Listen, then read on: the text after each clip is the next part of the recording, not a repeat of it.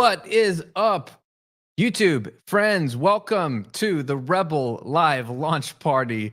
We are actually live here. There's a whole bunch of you here in the chat. Some of you showed up early too. You got comfy, you got cozy. If you are in the chat live, let me know where you're tuning in from. I have such a diverse audience, which I love. People from all over the globe, people already speaking in other languages here. So just drop in the chat where you're tuning in from. And we'll all get comfy and cozy. Hopefully you've got something, a beverage or a snack. I've got donuts, which we're going to get rocking here. Let me show you part of what I do here. I love Nicola's Donuts here in Tampa. Little preview for you. Oh my gosh. I've been fasting for this moment. So this will be my breakfast and my lunch. In case you have no idea, this was a tradition I started my first book, How to Get Paid for What You Know, live donut eating.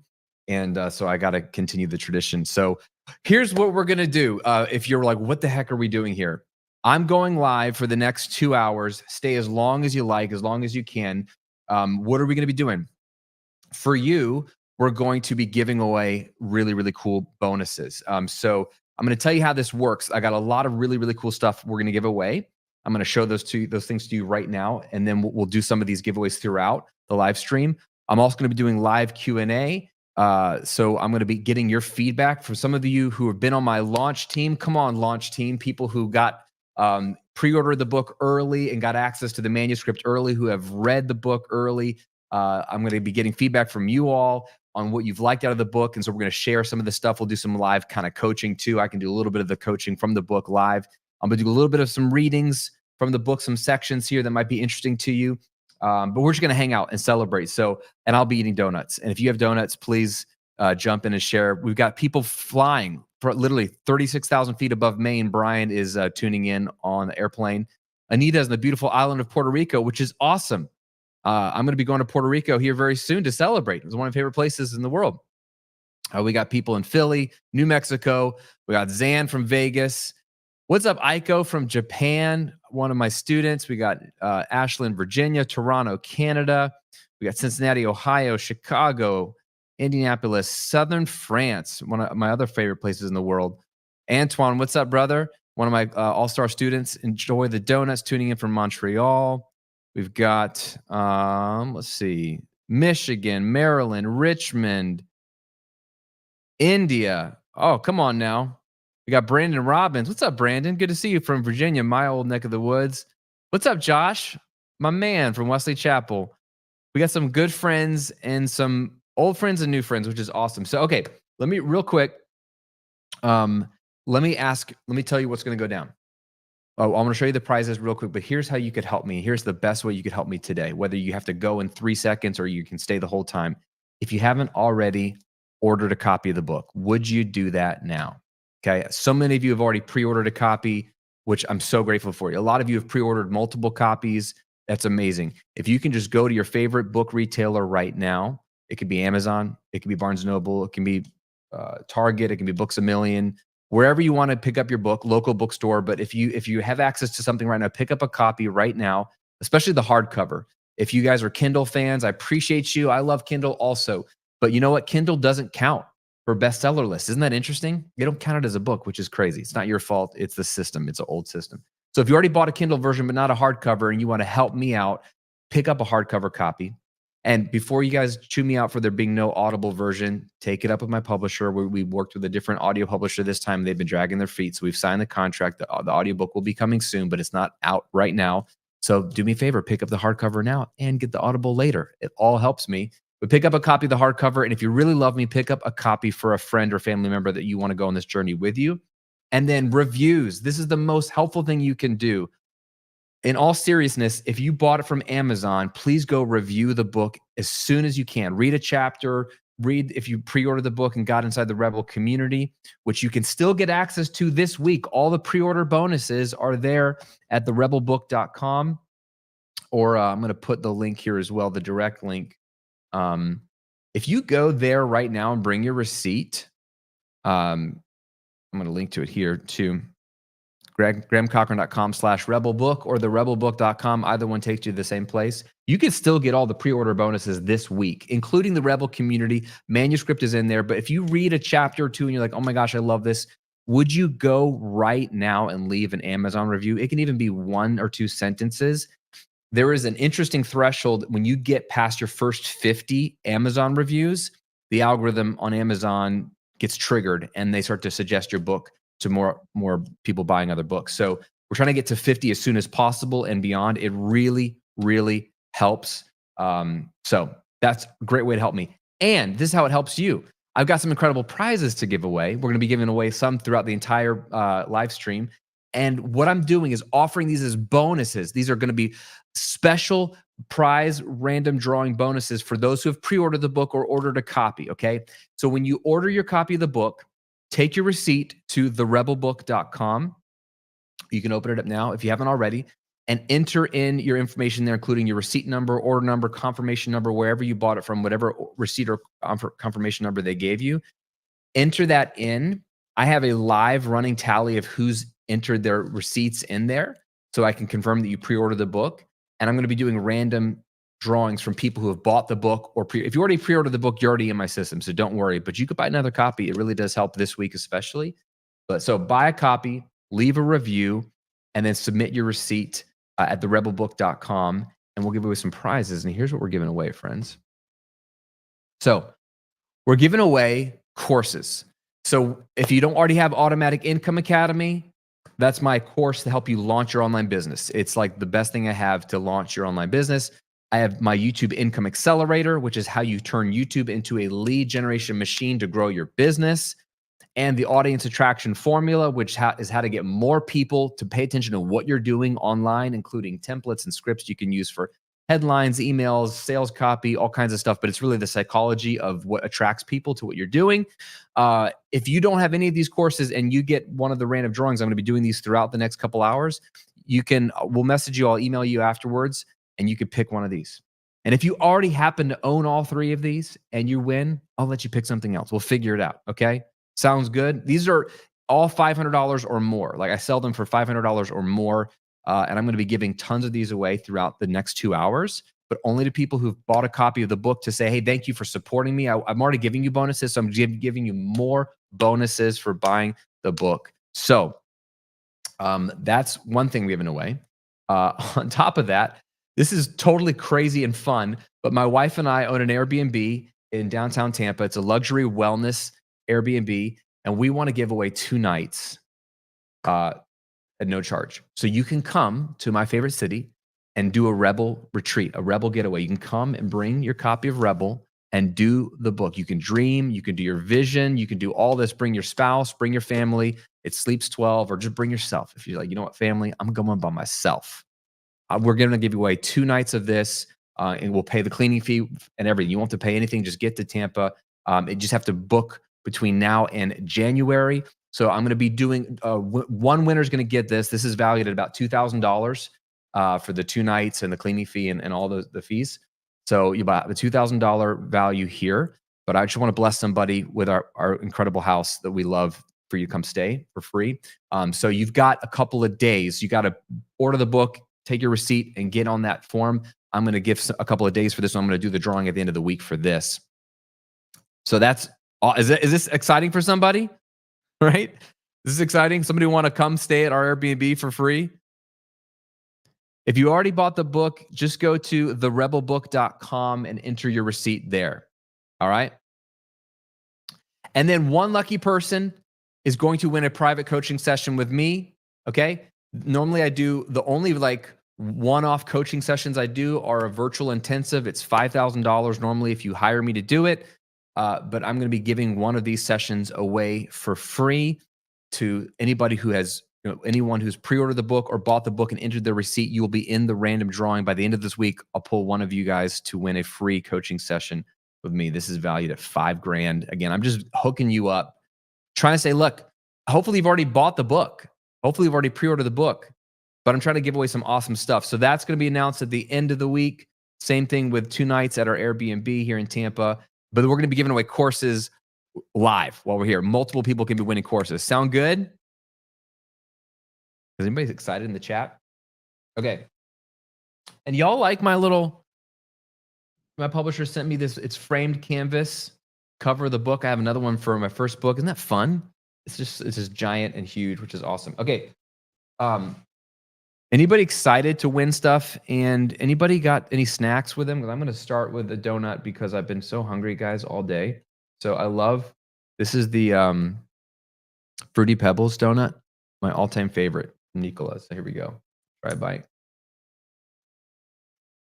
I'm dropping Fruity Pebbles everywhere. Okay. First of all, put in the chat if you've already purchased a book. We're going to pull a winner right away. Okay. Taylor says, if I win that trip, I'm bringing my bride with me. Heck yeah, man. Oh, and by the way, I'm supposed to put this up here. There you go. There's the link.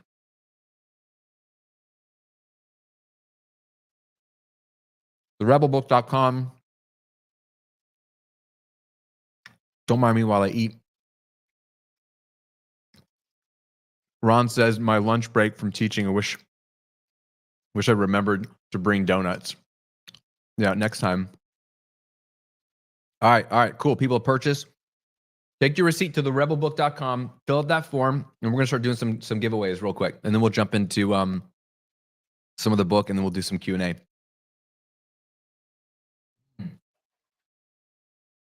It's so good. Let me pull up my random number generator here. And we'll do our first winner.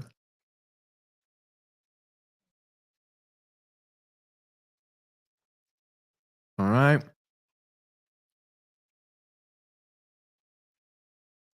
So we're going to be giving away courses. Here we go. Update the total number of people that have filled out the form so we get an accurate number. Generate random number. All right. Lucky number 587. Let's figure this out.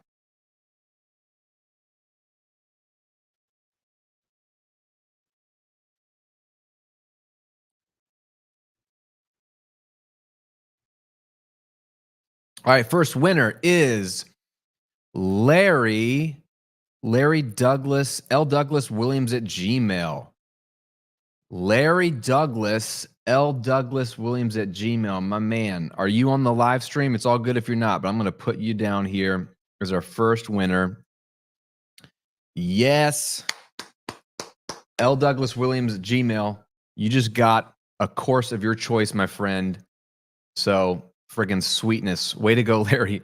I love it.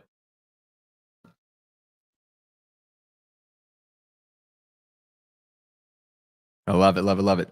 Yeah, if you have any trouble with the link, just go try a different browser or refresh. And I'll put the link here too as well. Let's see. Try this direct link, my friend. And then what I'm going to do here also, for those of you who want to check out the Airbnb that you could have a chance to win, put that in the chat as well.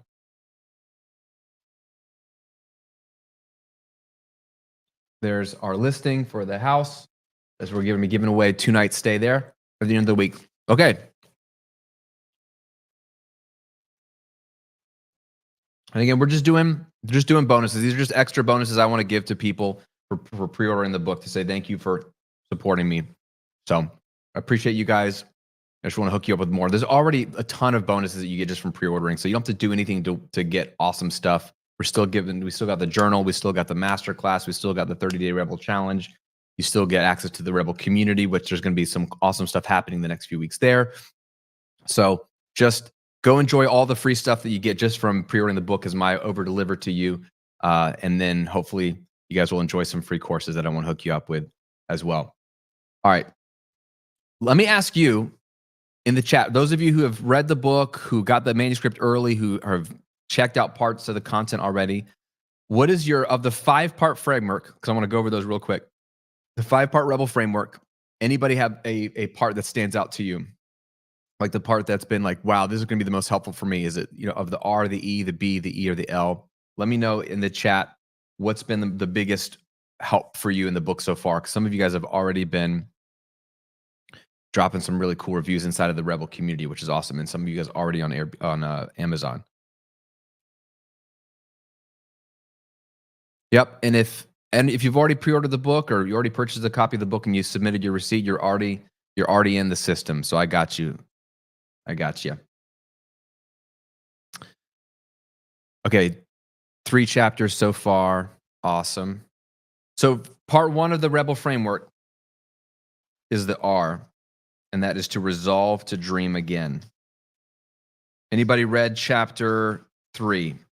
Resolve to dream. So chapter 3 is dreaming is the most rebellious thing you could do. The most rebellious thing you could do.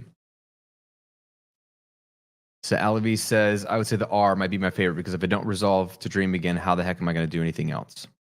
I love that.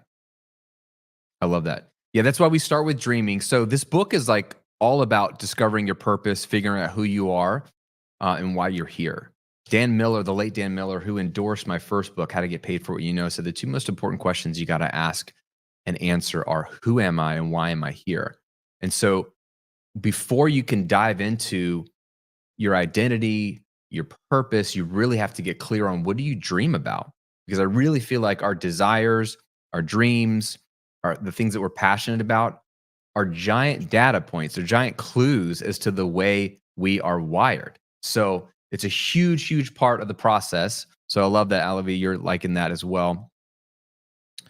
Let's see. We've got Launch Mission Creative says, I just read part 4, which is resonating with me. I'm actually reading another book that's based on Romans 12 too. Yep. So the part 4 of the Rebel framework is the engaging in rebellious new thoughts. So part of changing your life is changing your thought process. If you change your beliefs, it'll change your thoughts, what you think about all the time, which will change your feelings, which will change your actions. So we start with belief systems, which change your thoughts. And so there's a huge part of, Romans 12, like don't conform to the pattern of this world, but be transformed by how the renewing of your mind. It's a cool word there in the Greek that the Apostle Paul uses for renewing of your mind. It means renovation or complete change for the better. So it's like demolishing a house or the inside and doing a renovation project, right? So we're literally taking it up where we have a great house. We just need to freshen it up on the inside. And as within, so without, right? We change the inside, it changes the outside. Larry, my man, Larry, are you L. Douglas Williams? Are you the winner? Our first winner today? That's you, man. I think you're the winner. So he says break. That's the step that he loves. So the B in Rebel, R-E-B, is to break the negative thoughts, habits, and patterns that are holding us back. So we're going to read some of these sections. I love that section as well, too. That's the undoing of the old code. Cool, cool. Minnie says, I was on the Jeff Lerner podcast. I learned about you. This is my first time hearing you speak on your content. I'm so glad to have you. Jeff's a great guy. Glad to he's on my show as well. His episode will be dropping here in a few weeks, which I'm excited about. Everybody doing okay? Okay. So let's start with why this book. And I'm going to start with not my words, but the foreword, which is written by my buddy John Gordon. John Gordon, brilliant author. What's up, Larry? Yes, you are a winner, bro. We'll email you, man, and we'll let you pick a course. John Gordon was there the day this book came to be, and I've told this story a few places, but long story short, I brought him over to Tampa to have a coaching session with him to help me think about more of the speaking route. Like, hey, you're a world-class keynote speaker. You're brought into big companies and events and conferences, and you speak on stages every single week all over the world. How should I think about speaking? And his whole question to me was, well, Graham, what's the message of your next book? This was a year and a half ago. And I was like, bro, I just published my first book a few months ago. How to Get Paid for What You Know. I don't know.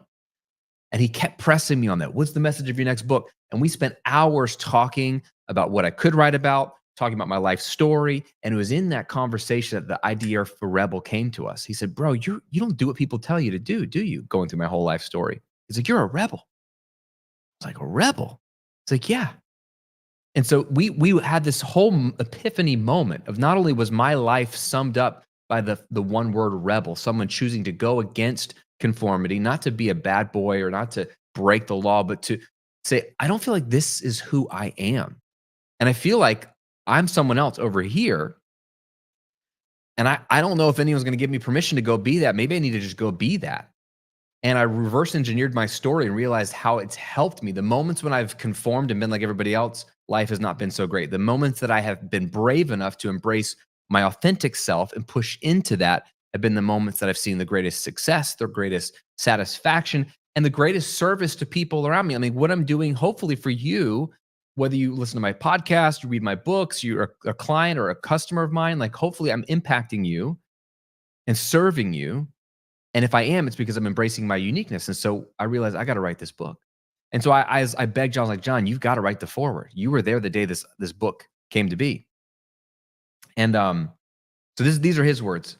Deep down inside, we know that we are unique, special, and designed for a purpose. But we will never figure out who we are and why we are here if we blindly follow the crowd. Listen up. The crowd can't give us our identity or show us what we want out of life. That's up to us to discover, and that's why I'm thrilled Graham wrote this book. Anybody resonate with the crowd not being able to give you your identity? The crowd not being able to show you what you truly want in life?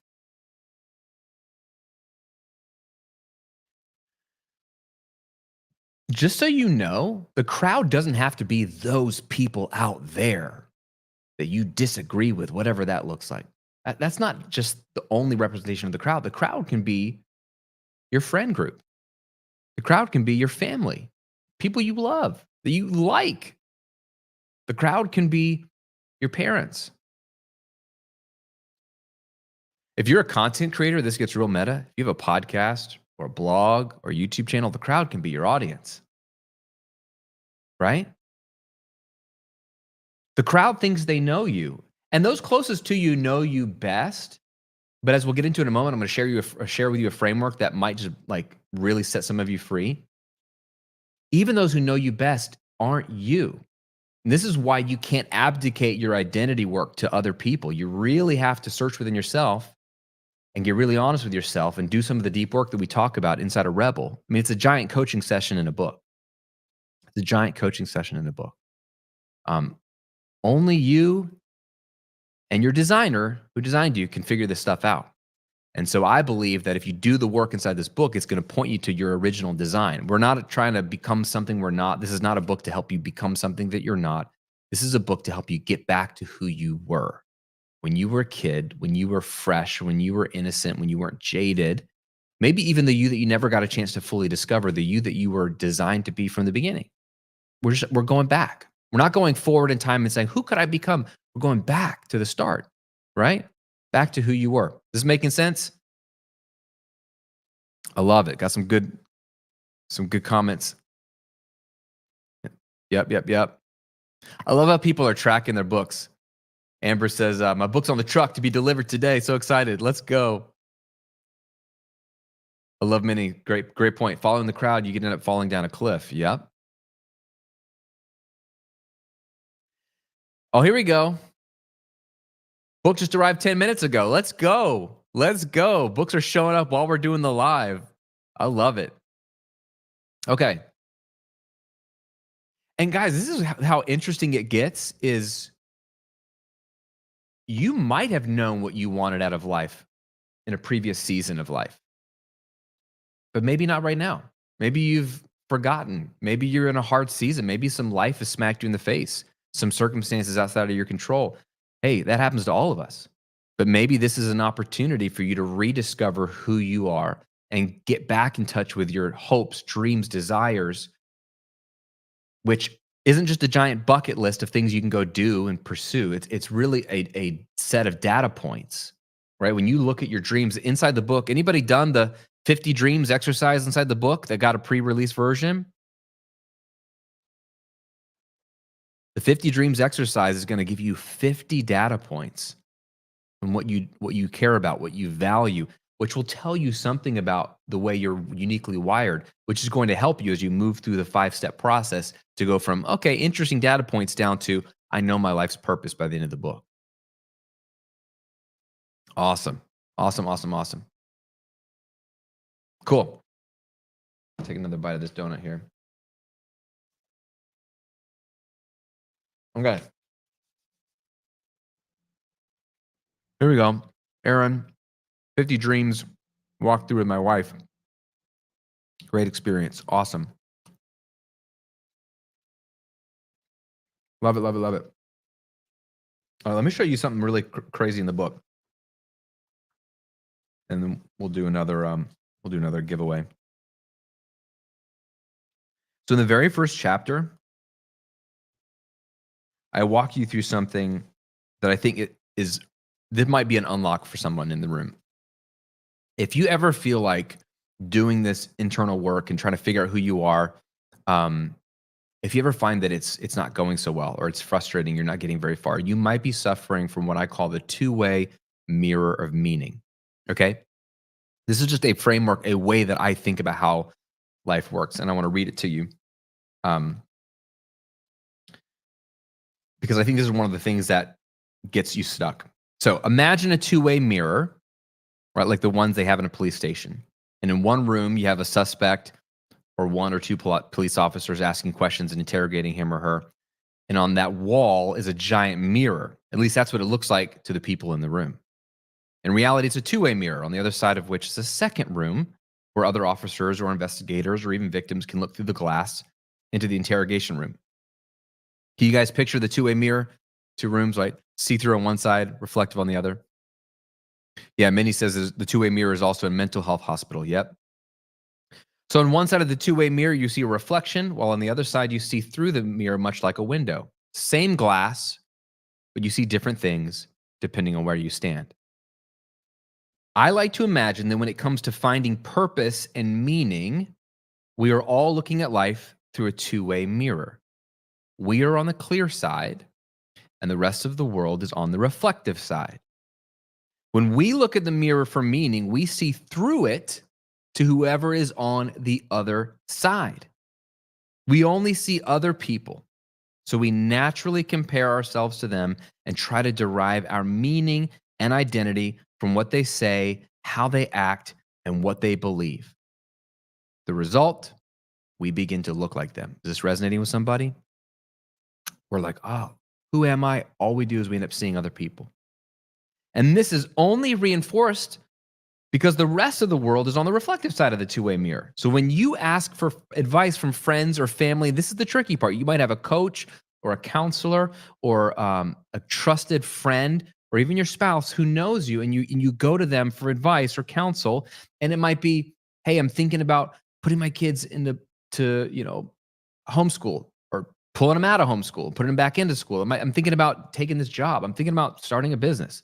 I'm thinking about moving across the country. Whatever it is, you bring this tender dream to them, or you bring these questions about identity and purpose to them. And the problem is when they look at you, they don't see you because they're on the reflective side. So they see themselves in the mirror. So even without realizing it, they begin to give you counsel and feedback based on what life looks like for them and who they are. They unintentionally are too blinded by their own reflections to truly see you for who you are. There's a little diagram of it. It's all blurry. Sorry. You're on one side, everyone's on the other side. You see through to them, and they don't see you, they see themselves. Does this make sense? I feel like the two-way mirror of meaning is one of those things that's holding so many people back who even have the courage to ask people to bring them in. And so it's not that you shouldn't have counsel. Don't mishear me. It's not that you shouldn't bring these important things to those who love you well. All I'm saying is you really have to be clear on who you are first before you bring some of these people your questions or your concerns or your big hopes or dreams, so that you can filter their feedback through the lens of you know who you are. Does that make sense to somebody? Elena says, the two-way mirror was truly eye-opening for me. Awesome. Ron Gray says, what I've read so far is really challenging me. I've stopped dreaming, so it's a good kick in the pants. Gloria says, yes, you helped me realize that people try to shape others in their own image. It's just what we do. We all do it. I do it to people as well. You know, I have to be very careful as a coach when my clients want feedback on an offer or a business decision or a life decision, that I don't just tell them what I think. My job really is to draw them out and help them think for themselves. And I have to champion their values and their identity and, their hopes and dreams. And from what I know of them and what they're telling me, and then what hopefully wisdom I have from some life experience, put it together to help them make their own decisions and come to their own insights. Does that make sense? Love it. Love it, love it, love it. Cool. Awesome. If you're just joining us, you're just jumping in live, welcome. Hopefully you picked up a copy of Rebel. And if you haven't already, go pick up a copy. It is on sale today. Go to therebelbook.com, or you can go straight to your favorite retailer and pick up a copy there. There's a bunch of bonuses. This was for people who pre-order, but I'm leaving the bonuses up for anybody who takes the receipt to therebelbook.com this week. Fill out that form there. You can still get all the bonuses. And for everyone who bought the book and brought it there, I'm giving you a chance to get some extra goodies. I'm giving away some stuff.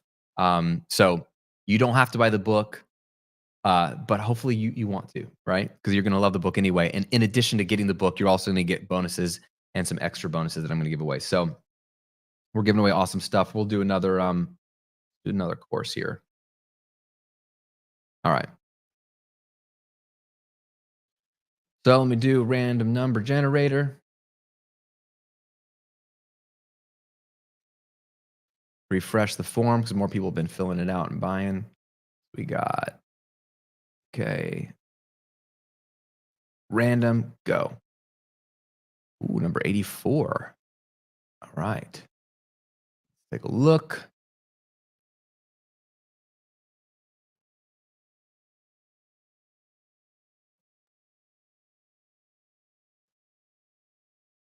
Let me find you at number 84. All right. Robin Cowell. Robin Cowell. I got your email right here. I don't know if you're on the live call, Robin, but I've got you right here. You are our next winner for a free course because you're awesome. Let me get you down here. So giving it up for Robin Cowell. I'll hit you up on email afterwards. We'll make sure you get a free course as my gift to you, just to say, hey, I appreciate you and I just want to over deliver today. And also, everyone is going to be entered, right? If you pre-ordered a book, I'm just giving away fun stuff. I'm going to give away 2 nights at my Airbnb in Tampa between now and January. One of you can get 2 nights just because my wife and I want to hook you up with that. And then I'm also going to give away a private coaching session with me worth $5,000. So fun stuff. You guys are awesome. I love all the encouragement. Love it, love it, love it. Okay, cool. I'm going to try another donut here. Anybody have a favorite donut type of flavor? Put them in the chat what your favorite donut is. People are different when it comes to donuts. So one of my favorites is simple, and it is a good old-fashioned blueberry cake donut, right? It's classy, it's consistent, it's not as messy as the Fruity Pebble one. Let's give it a shot. That's so good.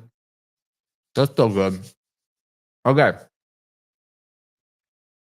Aaron likes vanilla filled with chocolate icing on top. Boston cream. Look at you guys. You like stuff inside of your donuts. Okay.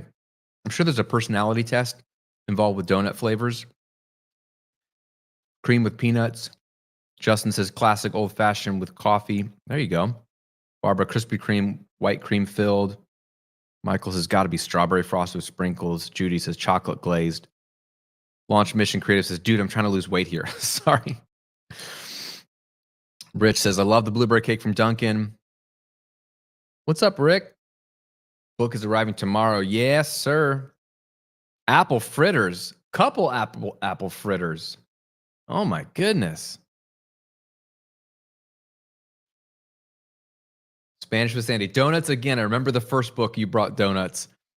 I had my son and now he's 2. That's right. Oh, my gosh. Bro, you were about to have a baby on the last book launch. Look, life is happening in between books. People having kids. That's awesome. Okay. Oh, Elena, look at this. Fun fact, I haven't had a donut or drive-through fast food since 2010. You are a better person than me. I haven't had a donut since 30 seconds ago. So, oh my gosh. Okay, amazing. All right, I want to do some Q&A with you guys. I want to do some Q&A. So, first question, it's like a two-part question. Anybody in here have had a dream die? And then part two to that question, if you're willing to share in the chat, what was your dream that died? And how long ago was it? Whatever, whoever feels comfortable sharing. In the book, I shared my dream of being a rock star dying when I was 22, and I wasn't getting a record deal with any money attached to it. I had to make a decision between pursuing music and dragging my fiance into a life with no money, or getting a job. And I had my dream. I had to let my dream die. And so for 4 years, I let it die. And I talk about this with the identity crisis intersection in the book, which we'll talk about here in just a second. But I want to see anybody have a dream die, and how long ago was it, and what was that dream? Naomi said, I wanted to be a famous blogger one time. Okay. Let's talk about that, Naomi. Do you still want to be a blogger? And whether you do or don't, what do you think you can learn about yourself from that dream of wanting to be a famous blogger? What is it about being a famous blogger that's appealing to you? What's the why behind it? Not to justify it. We remember we don't justify our wants. I love Dan Sullivan says wants are never needed to be justified because they're not. They're not a need, they're a want. You just want it because you want it. But it tells you something about yourself. Your desires, your dreams tell us something about ourselves. Dreams are data points. So what is the data point, Naomi, be marketing for you wanting to be a famous blogger? I'd love your thoughts there. I know I'm making you do work on the spot. Let's see. Benro, becoming a rock star. Okay, very, very familiar to me. And what does that dream tell you, Fenro? What did you learn about yourself, or what does it tell you about yourself even now? Is there a different version of that dream that you've evolved into or seen come true or you could pursue? So going back to Naomi, don't want to be a famous blogger anymore, but I feel like I'd like to be a Christian author and course seller. Okay, so to me, right, I love this. There's something about writing, creating content, creating something that helps other people. And more specifically, you want to be a Christian author. So now you know your audience, your niche, which is beautiful. So the idea, the dream of a famous blogger is one iteration of that dream, but there's so many variations of that dream. So, so cool. Easy Peasy says, I wanted to be a Navy pilot. Accomplished it. Slowly, it became just a job. Wow. So here's a good example. You got your dream, and then that dream became less of a dream, right? It became like something you just do. Yeah. I think it happens to all of us. That's real.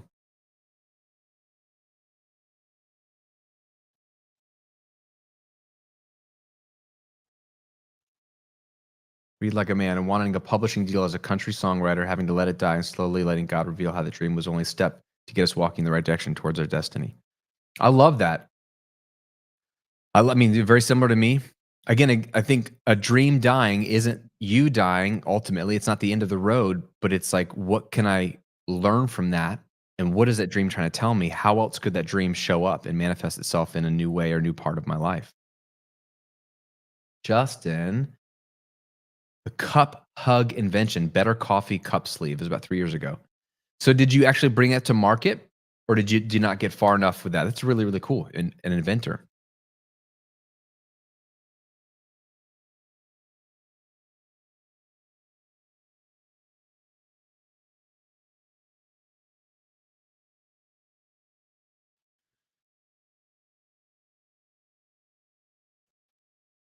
Awesome. Professional soccer player.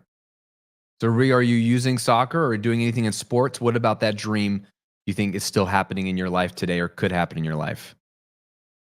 That's a real one.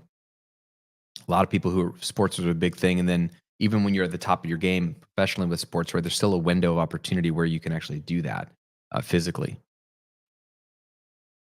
Siva had the dream to be a Google software engineer, but I'm happy that my better childhood dream of becoming a teacher is going to be true. With your previous book, I started creating YouTube videos. All right, here we go. I love it.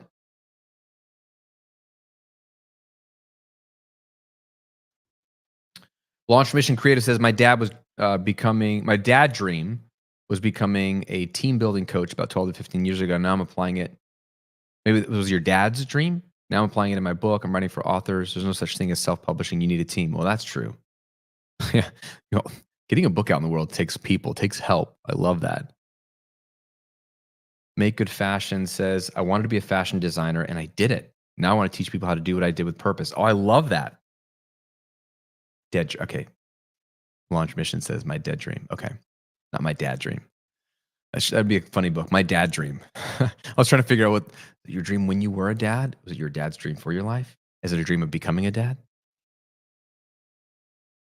Yeah. And I love this is a great example of Make Good Fashion. Having a dream, doing the dream, and then teaching people how to do the dream as well. And then I'm willing to bet, Make Good Fashion, that when you're teaching people how to do it, you're trying to help them avoid the pitfalls of the industry that you went through or the challenges you faced and navigate the industry in a better way, right? Like all of us, whatever industry you've been in, you see the good and the bad. And so if you do something in the industry and then you want to teach people to do what you've done, you probably want them to have a better experience with it than you did and enhance the best parts of it and diminish the bad parts about it. I do that while helping people launch online businesses or scale up to $1 million a year or more. I'm like, hey, there's a million ways to do it. Let me show you the best ways to do it so you don't fall prey to toxic hustle culture or comparison trap or no time with your family or burnout or you don't build a sustainable business model, all these different things. I'm going to show people the mistakes that I've made or seen other people make. So it's not that I want to reject the whole industry I've been in, but I want to bring people through it in the best way possible. So I love that. Yeah, so many mistakes in the beginning, so many tears. I want to help fast track their success. I love that. Do you see how it's beautiful? Do you see how your dream, whether you get your dream or not, or it doesn't, or it just shows up in the way you first imagined it or not, there's something about that dream for you, but ultimately about that dream for someone else. So I want to. This makes me think about. I want to skip to the end of Rebel. Hopefully, once you get your copy of the book and you go through it, you have a transformative experience, and I want to hear all about it.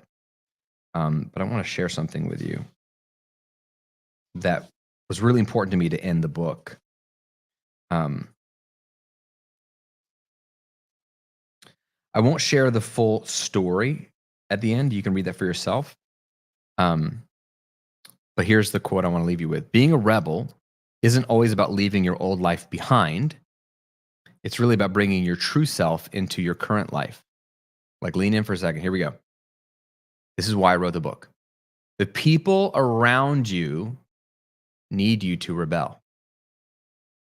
Your spouse, your family, your coworkers, your employees, your community, they need the real you, the joyful you, the confident you, the you that is at peace within yourself. Because here's the secret. At the end of the day, finding yourself isn't really about you at all. Ultimately, it's about the people you will impact. Your joy becomes their joy. Your confidence becomes their confidence. Your peace becomes their peace. You have so much to give the world. Hear me right now through the camera, real time. You have so much to give the world. But it starts with discovering who you truly are in the first place. So, friend, I want you to go through this book because I want your life to be transformed. But here's the crazy thing. When you go through the material and you do the exercises and you start to get back in touch with who you are, who you were designed to be, everyone around you benefits.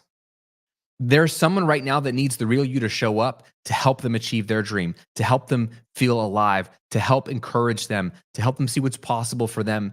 And so what starts out as maybe you might think this is a selfish book. It's all about me. What do I want? What's my vision? What are my negative thoughts? Me.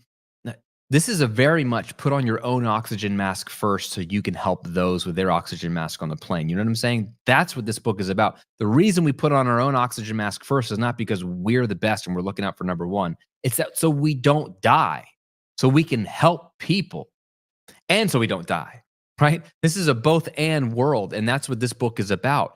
You're not going to be of much help to people if you don't know who the heck you are. If you're living in this weird shame complex of like, I can't really pursue what I want, can't really be me, or if you've had horrible circumstances, right? All of us have had something horrible happen where you're like, that dream was snuffed out. I guess it's too late. No, that's so selfish to give up on your dreams and give up on pressing into who you are because the world needs you to be you. It doesn't work if you're not you. And the way you get back to you is start with dreaming. Again, the 5-part rebel framework, you start with resolving the R, resolving to dream again. Is this resonating with somebody? This is what Rebel's all about. Donut time.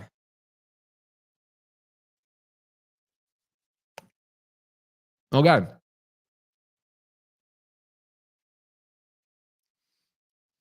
Here we go. My dad dream is to teach my kids to be rebels. There you go. I love it. I love it. Minnie says, yes, I'm a rebel. My old high school reconnected with me and said my rebel nature inspired her to live her life honestly. That's awesome. Yeah, that's the crazy thing. The moment you become a rebel, and by being a rebel, you're showing up authentically as yourself. Some people are gonna be like, oh, why are they doing that? But other people are gonna be inspired, like, man, I want to show up authentically as myself.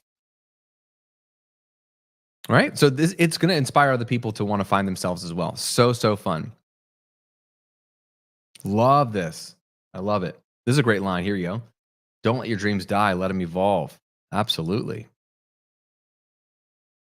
Okay. Friends, if you've picked up a copy of Rebel, especially on Amazon, would you like literally go over to Amazon.com right now? Only if you've actually purchased a copy from there. They don't like suspicious activity. So like you got to be a verified purchaser. And if you didn't buy one, buy one. Only 25 bucks. Would you leave a review right now? Be like, this, whatever you want to say about the book, honest review. We're trying to get to 50 as quickly as possible. That trips the algorithm and tells Amazon, hey, this is a book worth paying attention to. We did this 2 years ago with my first book.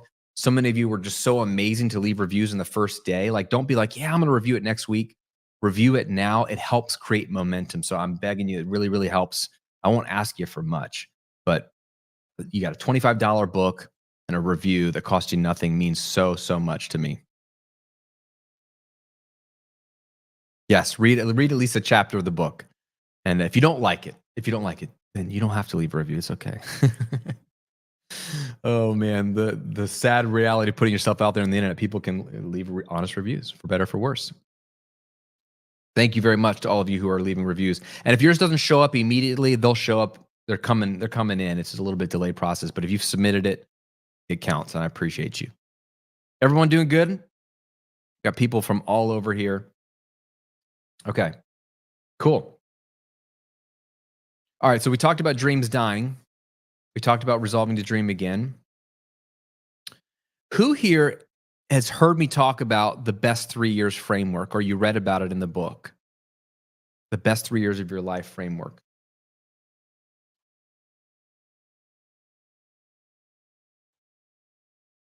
Anybody? Oh, we got some love on the Family Goals podcast as well. Okay. If you have the book, I'm excited for you to check out. Yes, Rich Lippin, exactly. One of the most helpful questions and frameworks that I got from Rich, he's a great coach, was just this idea, this simple question. And he goes like this. If we were to meet up 3 years from now, we bump into each other somewhere, and I ask you this simple question. How the heck are you? And you're like, Graham, this has been the best 3 years of my life. What would you be telling me about? If I'm like, that's amazing. That's a bold statement. Let's grab a coffee. Let's sit down. Tell me all about that. What would you be telling me about? What would have to be true for you to say to me, to my face, with all honesty, knowing that there's no perfect world out there, that this has been literally the best 3 years of my life? Such a powerful question. And the way the question is framed is very specific. It's open-ended, it's past tense, and it's 3 years into the future. Not 10 years, way too far. Not 1 year, way too short. 3 years into the future. There's in this part of the book, I walk you through this exercise to do it, and then we also take it down to the day-to-day level, how to craft your ideal day.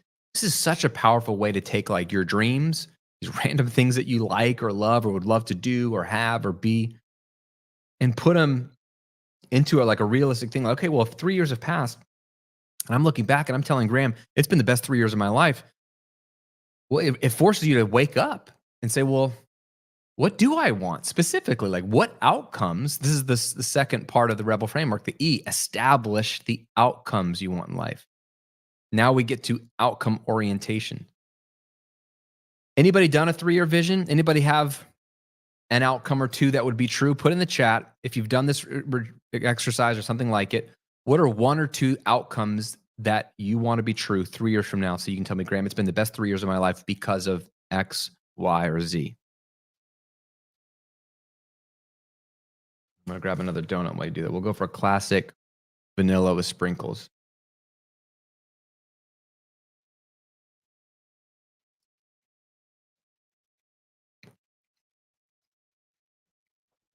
And Rick says, I did this exercise on my annual retreat that you inspired me to do. I love it. I love this from Alex and Grace. I realized how critical dreaming was to set authentic goals. This is a huge point that really hit me that Graham wrote about in the book. Really awesome. Okay, Alavi says, travel the world, speak 5 languages, and be married. Oh, I love that. Can you get more specific? That's great. Like, what countries have you visited in the past 3 years? What languages do you speak now? And tell me about your husband. Like, think about it like past tense, 'cause it's 3 years from now. It's just for you. Like, I would go even more detail. That's a great start.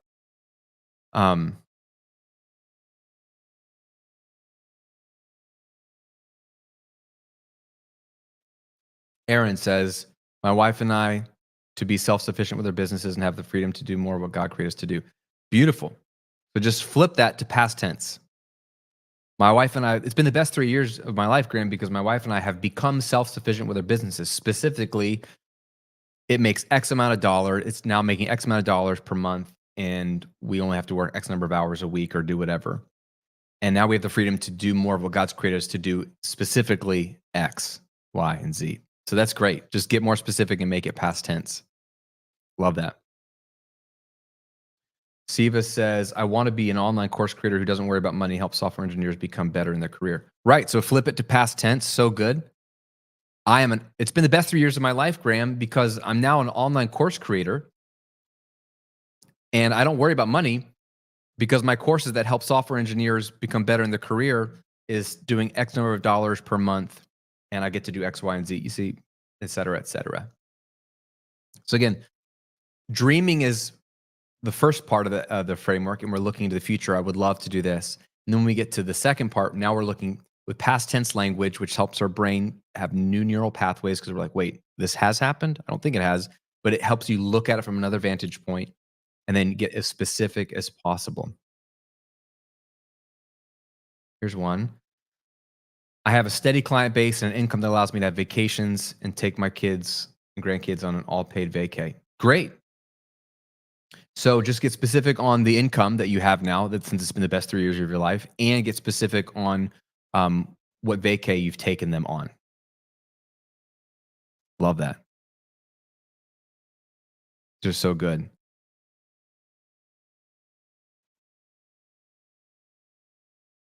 Amazing. You guys are awesome. Is this powerful for somebody? Is this helpful for somebody? Again, this isn't a hope statement, a wish statement. This is what would have to be true. And I can't answer this for you. No one else can, really. If you have a spouse, do this exercise and then do it with them and see where the overlap is, because you want to create a 3-year vision together as a family. But it does start with saying, like, man, for it to have been the best 3 years of my life, this would have to be true. And again, you don't want generic things. Like, it has to be meaningful to you. That's why you're probably going to go back to your list of 50 dreams that we do in the first part to be able to pull from some of that. Pamela's got one here. It's been the best 3 years of my life because I've had net revenue of $250,000 and taking off the last 2 summers to spend time with my family. I love that. So good.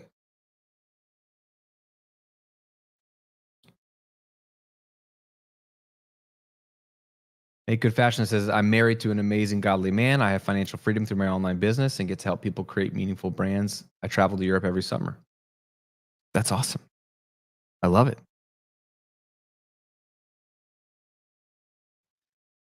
Alex and Grace say, my husband and I did the 50 dreams and last night and discussed all of them with each other.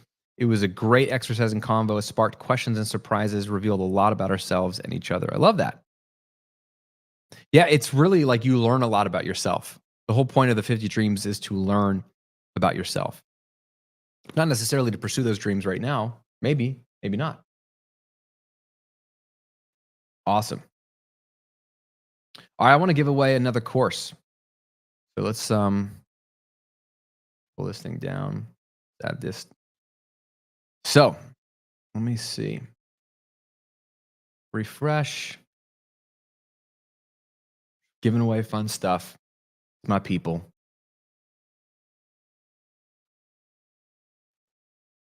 Right. Let's see, number 5. That is random. Be number 1. All right, Christopher Northam. Christopher Northam, our next winner of a free course. Congratulations. I'm going to notate that down. I don't know if you're on the call or not, but you win a course of your choice. I just want to hook you up.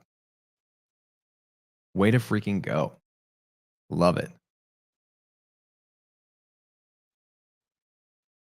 Awesome. Awesome. Cool.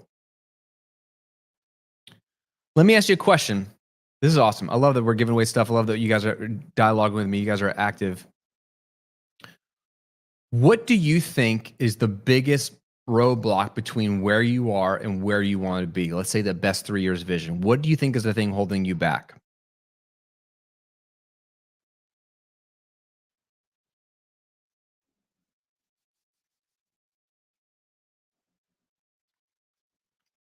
And while you guys answer that, Carissa, I'm just hooking people up that have bought a copy of the book. There's a ton of pre-order bonuses that everybody gets if you just buy the book and go to therebelbook.com with your receipt. Go to therebelbook.com with your receipt, and also link to the direct link here. That's available for anybody who pre-ordered the book, or if you buy the book today, I'm still going to give away all those pre-order bonuses. Everybody gets them. So just go ahead and do that and enter your receipt there, no matter where you bought the book. But then I'm just hooking up some other people too who bought a copy of the book just to say, hey, thank you. I want to over deliver.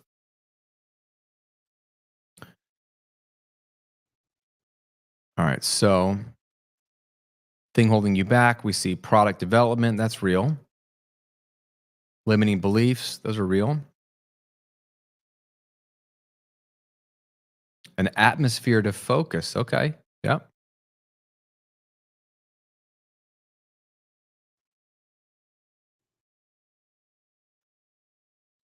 Scared I'll make other people on government disability benefits look bad for becoming wealthy. Interesting. Yep. Thank you for being specific. Let's be honest, laziness. It's just too stressful sometimes. Thank you for being honest. That is real. Yep. Allowing myself to become unfocused. Yep. Oh, this is a good one. Self-judgment. I was conditioned growing up to please people, fear of what people I respect might be saying or thinking about me. Their silence holds me back. Ooh, so good. That's real. Doing everything myself, content creation, course creation, all the things, and imposter syndrome. Yep.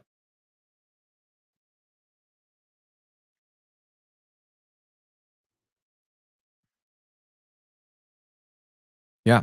Okay. So, really, really good stuff coming in. Here's another one. Yeah. Confusion, overwhelm, too many options. Yeah. Yeah. Yeah. Someone just says Netflix. Yeah, that's real. Way to go, Donnie. That's real. So, super, super real. So, one of the things that we need to do, and this is a big part of the Rebel framework, is when you get clear on what you want, you get clear on what that vision looks like. We have to move into the things that are commonly holding us back. And 9 times out of 10, there's some inner story, some narrative, some belief that's holding you back. Especially for people that are like, no, no, no, it's not a belief. It's just this thing. It's like, okay, that's still a story or a belief that may be true. It might be this thing. It might be product development. It might be that I can't focus. It might be whatever. But we still need to address it and challenge it to make sure that that's really the thing. So in the book, we get to chapter, I believe it's 5. Yeah, chapter 5, called Reprogram Your Mind with the Inner Story Audit. And we talk about the fact that we've got a bunch of old programming and code and mental scripts. Here's just 5. I'm going to read you real quickly 5 common mental scripts that are holding you back. In the book, there's an entire exercise, though, for you to figure out exactly your mental script. And there's 6 questions you have to answer to reveal and challenge your inner story. But here's just 5 common generic scripts that we all fall into typically. One is, I'm not smart enough to blank, blank, blank, dot, dot, dot. I don't know enough. I don't have enough knowledge. Those are all variations of it. I'm not smart enough to. For example, for me, when I wanted to write my first book, I was like, well, I don't know anything about writing a book. Okay. Well, find out. Google it, Graham. And just started to figure out, okay, what are the options for getting published versus self-published? How do you get a traditional publishing deal? How do you get an agent? What's a proposal like? I bought a course on it. I talked to authors who've done it. Like it's amazing how you can figure things out. But it's very easy for us to give ourselves an excuse. I'm not smart enough to, or I don't know enough about X. Number 2, it's too late to try something new. I'd love to chase that dream, Graham, but it's too late, or I'm too old, or it doesn't work in my season. Those are all variations. Sure, if you say so. Meanwhile, there's someone that's your exact same age or in your exact same season of life doing the thing you want to do, but they've told themselves that they can go do it, but you're telling yourself that you can't for some arbitrary reason of season of life or age. That's a mental script that we can fall into.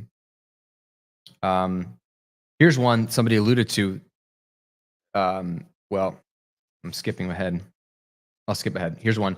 If I do blank, this is what's going to happen.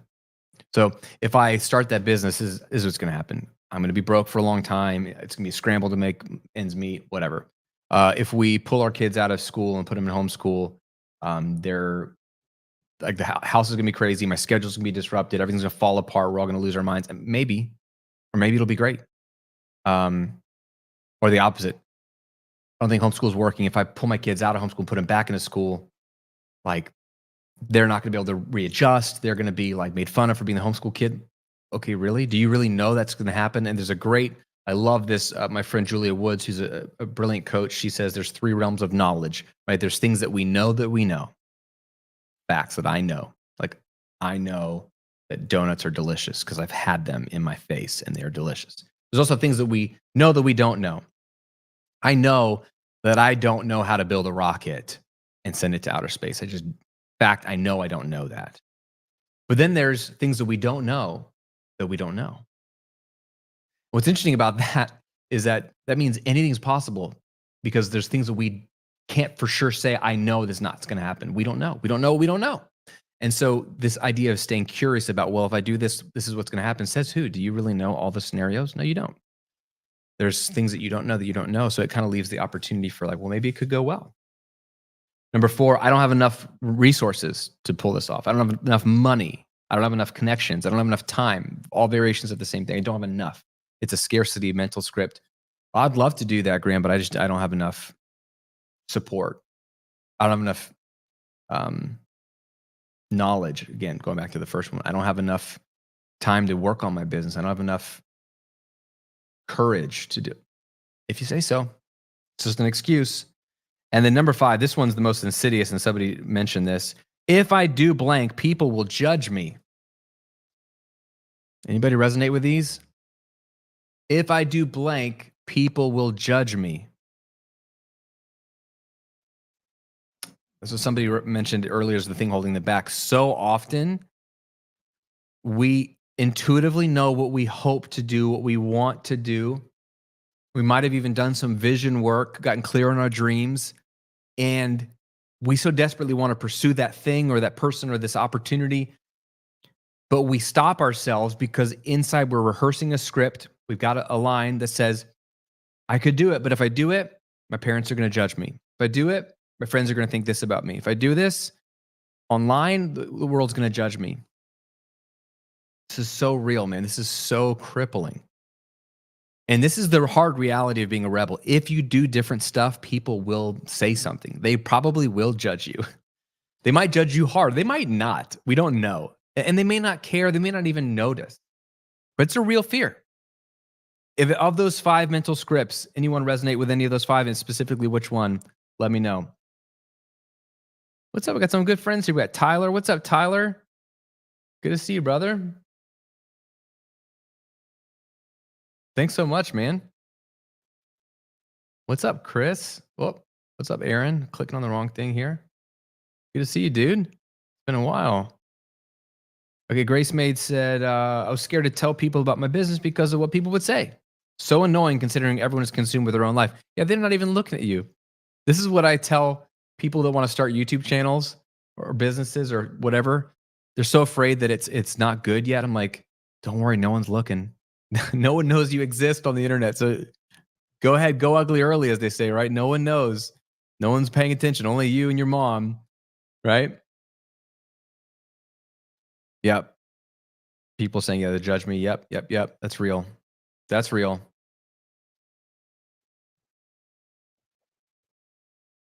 When I started my first business, I was really, really scared of what my in-laws thought, what my grandfather-in-law thought, Shay's grandfather. He kept like asking me, when are you going to get a new job? What are you doing? How are you going to provide for my granddaughter? I was like, well, I started a blog about audio recording. How about that? What do you think about that, Richard? How's that supposed to make money? I don't know, bro. I don't know. Oh man, those are hard conversations. Go over for dinner. I'm just like sweating it out. When's he going to say something? Oh my gosh. So real. Here we go. Andrew, excited to read your book. I'm planning to propose soon, and we're both Star Wars fans, so Rebel is an extra fun title. Absolutely. I even referenced Star Wars in the book, right? Alan D says, what do they think now? Well, once we were no longer on food stamps and we moved into a nicer house and got nicer cars, whatever the visual things they can tell, they're like, oh, I guess he must be doing fine. Which doesn't mean anything. It could just mean I went into a bunch of debt and but nobody cares. They're like, oh, I think he's fine. We were fine. But that's all it took. They stopped asking me. Every once in a while, once a year, they'd ask, okay, tell me one more time, Graham. What is it that you do for a living? Go. And I would try to explain yet again. And they're like, don't worry about it. We're just going to move on. So that's real life right there, folks. Anybody got an online business and nobody understands what the heck they do for a living? All right, so let's try another donut here. This one looks crazy. This is what she says is a Rocky Road donut.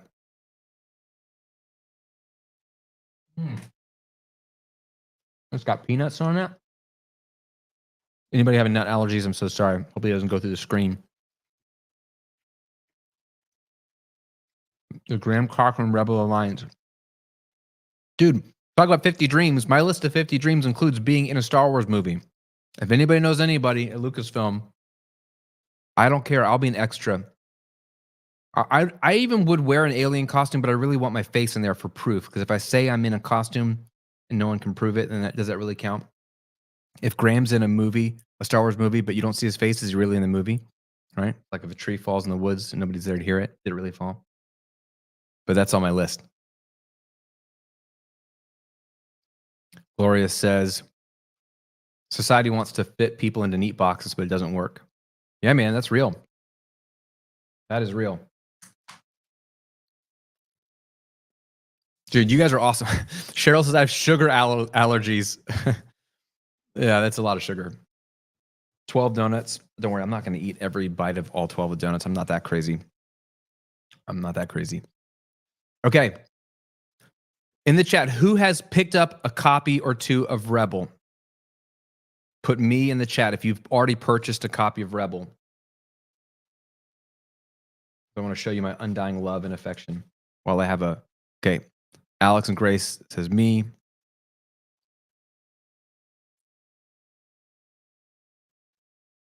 Awesome. Me. Lots of people. Carissa.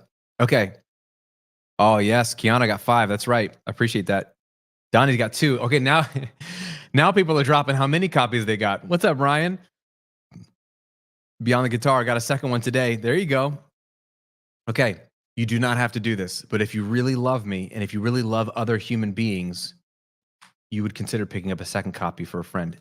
Who is someone in your life right now, family member or friend, that needs to go through Rebel, that would be encouraged to go through Rebel? You could go through it together.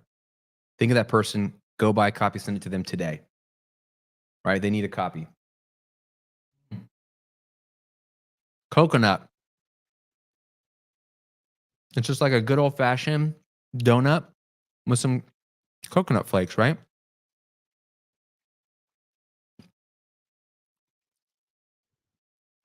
Look at this. Carissa went away this weekend for a solo retreat, snuck ahead, went through the journal. What I'm talking about. Carissa, what was your biggest takeaway this weekend going through the journal? Any takeaways, any insights? Feel free to share. It's okay if you don't want to. I'm so glad you're able to go through that. Thank you guys for picking up copies. You guys are amazing. Songwriter Theory, I believe I got 6 of them. I love it. I love it. I'm trying not to drop crumbs all over myself. I should probably just move the box a little closer to me. Then I can't get to the keyboard. Tough decisions. Donuts versus being able to control the live stream.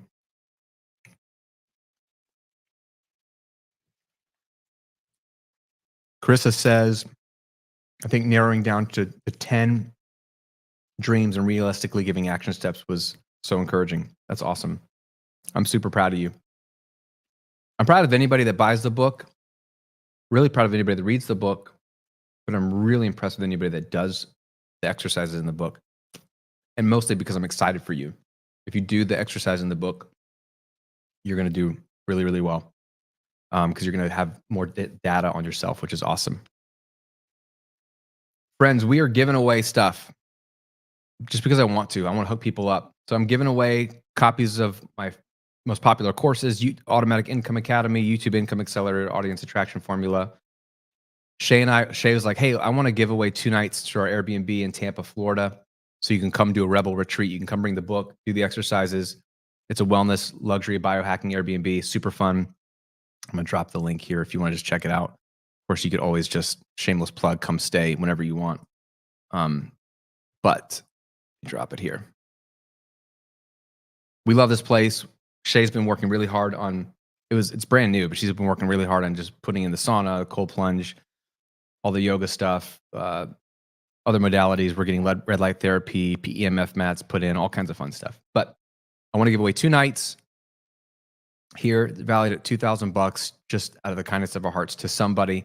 And so I'm going to probably just look at anybody who's bought a copy of the book and filled out that form there, so I can see the people that bought a copy, and we'll probably pick somebody from that list of people and just hook you up. So we'll reach out. We're going to do a random drawing there as well, which is awesome. And then I want to give away a coaching session with me. And so this is worth $5,000. I do a single virtual intensive online for $5,000. It's the only one-off call that I sell. It's $5,000. I want to do this for free for one of you guys. We could talk business. We can go through the Rebel stuff if you want, whatever.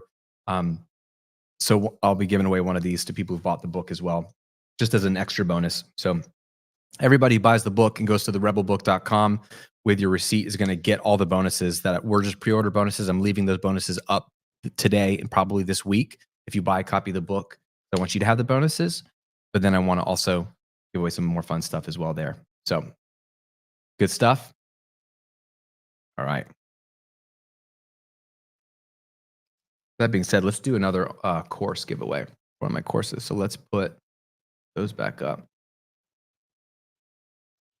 Let's do another random winner because we can give away tons of courses. These are so good.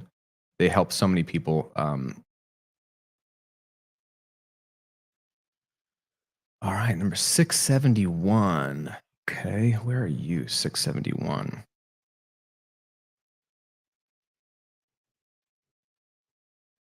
We find you, 671.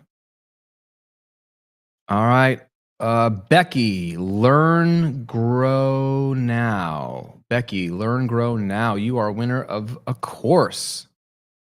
I'm going to put your email address down here. I don't know, Becky, if you're on the live stream or not, but you will get your choice any one of my flagship courses because you're awesome. Congratulations to Becky. Friggin' sweet.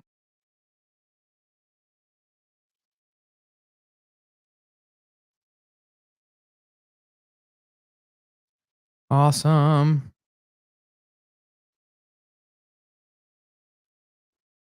Zaya says, yeah, Becky. Love it. Okay. So there's a couple good questions that came in. Let me go back.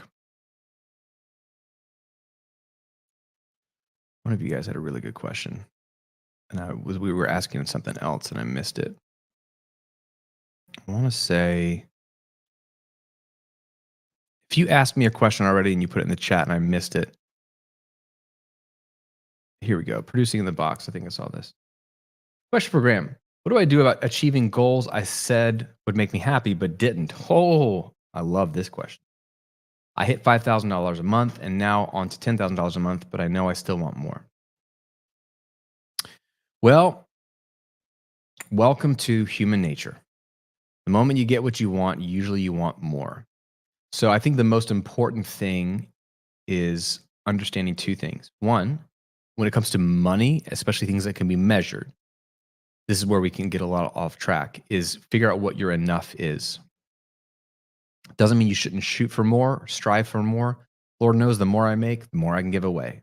It'd be almost selfish of me to cap how much money I'm trying to make because there's so much more need out there in the world I can give to so many more organizations. So we don't put a cap on how much income we're trying to make. I won't do anything and everything to make more money, but I certainly know the more I make, the more I can give away. But you still got to know you're enough. And so I think that's a very personal decision, but it's very powerful. When you have the gall to say, this is all I need, powerful.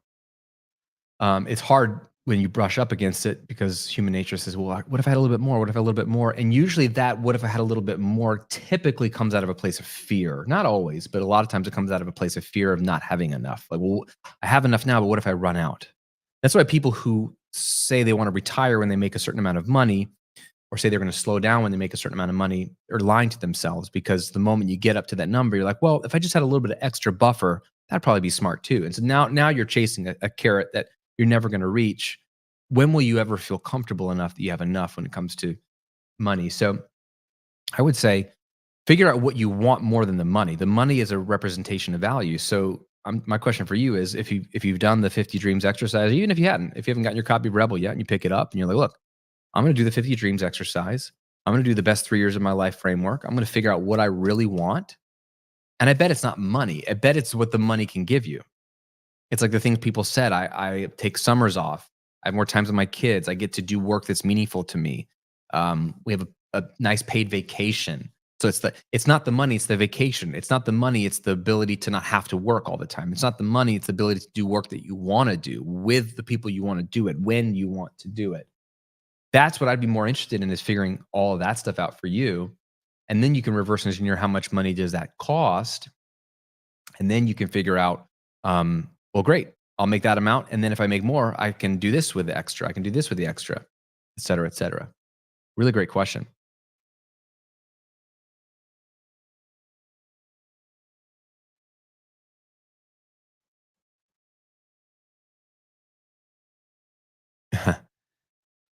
Now I need to add stay at the Tampa Wellness House to my 50 Dreams list. Yep. Come on down. And it's in a great location. If the house isn't enough, it's in the best location. Steps to the Tampa Riverwalk, Armature Works, restaurants. You're right there on the river. It's amazing. Absolutely amazing. Okay, this is a good question though. How do you know when to pursue a dream. Sometimes we get too excited and aren't sure if we're trying to do too much to get distracted, or we get distracted, and then fear of distraction might cause suppression. Yeah, I mean, I think it's a really good question. I have no idea when you should pursue your dreams. I couldn't tell you, but I think if you do the exercise, which it sounds like you guys have, and you do the 50, then you narrow it down to the top 10 and you look at the why behind those top 10, you're going to have some clarity on like, okay, here are the top 10. Which one could we execute on soonest? Like, which one are we actually closest to being able to pull off? And maybe that's where you start. Which one are we already teed up resource wise to do? Which one do we already have opportunities opening up for us around this to do? Or I like to just sometimes say, which one am I most excited about right now in this season? There are dreams that were on my top 50 um, that seemed like I want to do this, but not right now. And then other ones that were like, become a published author, get a book deal that was really white hot. Like, I really want to do this now. And that's what led me to write my first book. And this was 4 years ago when I decided like I'm going to do this. And the book came out 2 years ago. And now I'm on my second book. So like, it's so cool to see dreams realized. But that at the time, this was during the pandemic, 2020. It's like February. It's actually right before the pandemic. I was like, man, I really want to write a book. Let's do it. Let's freaking go. How do I do this? How can I figure this out? So maybe those are some helpful things to think about.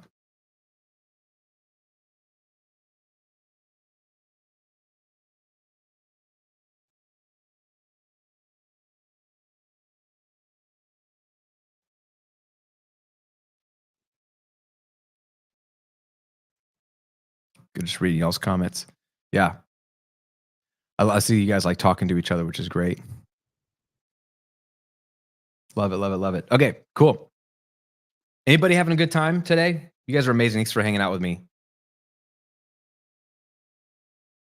I want to, before we go for sure, we got plenty of time, but I want to make sure I cover this. I'm going to get to this. In the back of the book, there's something called the life purpose matrix. The life purpose matrix. Anybody read chapter 8 called The Surprisingly Simple Way to Find Your Life's Purpose? And yes, Kevin, all versions can be used to enter the giveaway for sure. Yep, yep. Just enter your receipt at therebelbook.com if you haven't already. So the life purpose matrix, this is good. This is something that I really felt strongly about including in the book, which is I've struggled for years. Let me know if you resonate with this. I've struggled for years trying to understand what's the best way to articulate your life's purpose. And for the longest time, I kept thinking about it in a unhelpful way, as if it was a singular purpose. And if I could find that purpose, then I could fulfill that purpose, do that purpose, whatever, live that purpose. And maybe that's a helpful way for you to think. It wasn't helpful for me because it felt like I was looking for a needle in a haystack. And it made me question everything I was doing, whether that was purposeful or not. Is this really my life's purpose, doing the thing over here? I mean, I like it. It's helping people, but is this really my life's purpose? Is this making sense? So I realized that, man, the more I did this deep work for myself and with clients, I'm like, wait a second, I've been thinking about purpose all wrong. And so here's what I want you to understand. I'll read this little section of the book. It's taken me a long time to figure this out, but your purpose in life isn't what you do. It's an overflow of who you are. Your purpose isn't what you do. It's an overflow of who you are. Now follow me here. You're likely going to have many different jobs, vocations, responsibilities, businesses, and communities that you serve during the course of your life. But none of those are your calling or your purpose in and of themselves. Once you know who you are, what you care about, what dreams light you up, and you begin to live out those dreams and desires, what flows out of living that freely in service of others is your purpose. I'll say that again, what flows out of living that freely, living freely in your desires, living freely in your dreams, what flows out of that in service of others is your purpose. And that purpose or calling can change over time. This is what really started to make sense for me as I saw it transform in my own life. But your identity, who you are, never will. Is this resonating with somebody? The beauty of this is that it's an internal work, not an external one. So once you find yourself, which is what the whole book is about, right? If you do this work, we're at the end of the book now, chapter 8. Once you find yourself, you can show up differently in the world you already inhabit, in the job you already inhabit, with the friends and family life you already inhabit. You can begin to live out your unique awesomeness right now, today, without needing to find your purpose elsewhere. It also means that you're free to make a change if what you're doing is not aligned with who you truly are. You're free to be creative and pursue new things and serve new people. By becoming a rebel, you aren't supposed to follow a prescribed path of rebellion. How ridiculous and ironic would that be, right? Instead, think of it as having become whole again. You are back to who God intended you to be. And now the journey can really begin. And let me give you an example. This is real time Graham's life, right? So I wrote about this because I think this might resonate with somebody on the call today. For years, I thought my calling was to be a musician. Then I thought my purpose was to be a content creator on YouTube and then a business coach. But as I've done the inner work, I've discovered something profound. My identity, who I am, is an encourager and a speaker of words of life. That's what I love to do. My favorite thing is to pour into people, give them hope, and literally speak words of life into their soul so they walk away feeling valued, inspired, and more importantly, empowered to do what's in their heart. Who I am, a speaker of life, tells me why I'm here to pour into other people and everything I do. Following my desires and dreams from step one of the Rebel framework, I have enough clues to know that I love content making, videos, podcasts, books, right? As well as speaking on stages. I also love travel and working on my own schedule. That means being an author, speaker, and a coach is a perfect calling and purpose for me because it flows out of who I truly am and what desires God has put in my heart. But you know what? If for some reason all of that changes in the future, writing, speaking, coaching, my identity won't change. Who I am at the core will always be the same. My calling will just shift. One day, I'll be a grandfather and live out my identity as a speaker of words of life as I read books to my grandkids and pour encouragement and belief over their lives. Same identity, new flavor of calling. As you find yourself, your calling and purpose will become clearer and clearer around every corner, no matter what season of life you are in. The fun is really just beginning. Anybody resonate with that?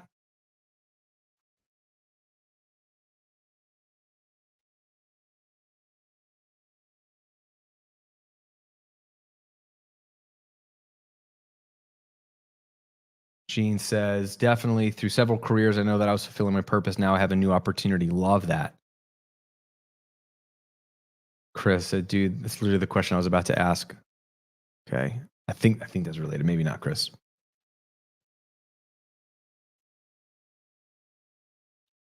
Antoine says, yes, it's powerful. Love it. Love this. Thanks for sharing. Okay, cool. Cool. So what's powerful about this, and I won't go into the life purpose matrix. It's a framework. You have it in the book. If you picked it up, go through it and you'll see how it works and you can create your own life purpose matrix. It becomes a decision-making filter. It helps you go, okay, is what I'm doing or considering doing an opportunity or whatever, life purpose material? And it gives you some like parameters and metrics to know instead of arbitrary, does this feel aligned with my purpose? It makes it really pretty clear and you get to decide. No one's driving this but you. So it gives you some framework to think through decision making and even look at what you're currently doing and say, hey, man, I know I'm doing this and it might be good. I might even like it. But is this really me fulfilling my purpose in this season of life? And if not, can I make a change? And then it's also going to help you think about your current life. If you don't feel like you have any purpose, it's going to show you that you're probably not accurately seeing the situation. You can live out your purpose in every season.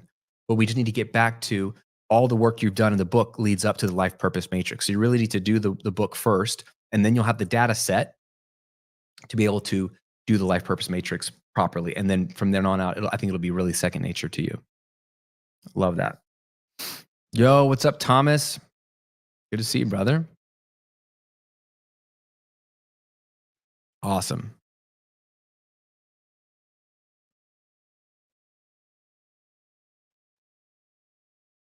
Cool.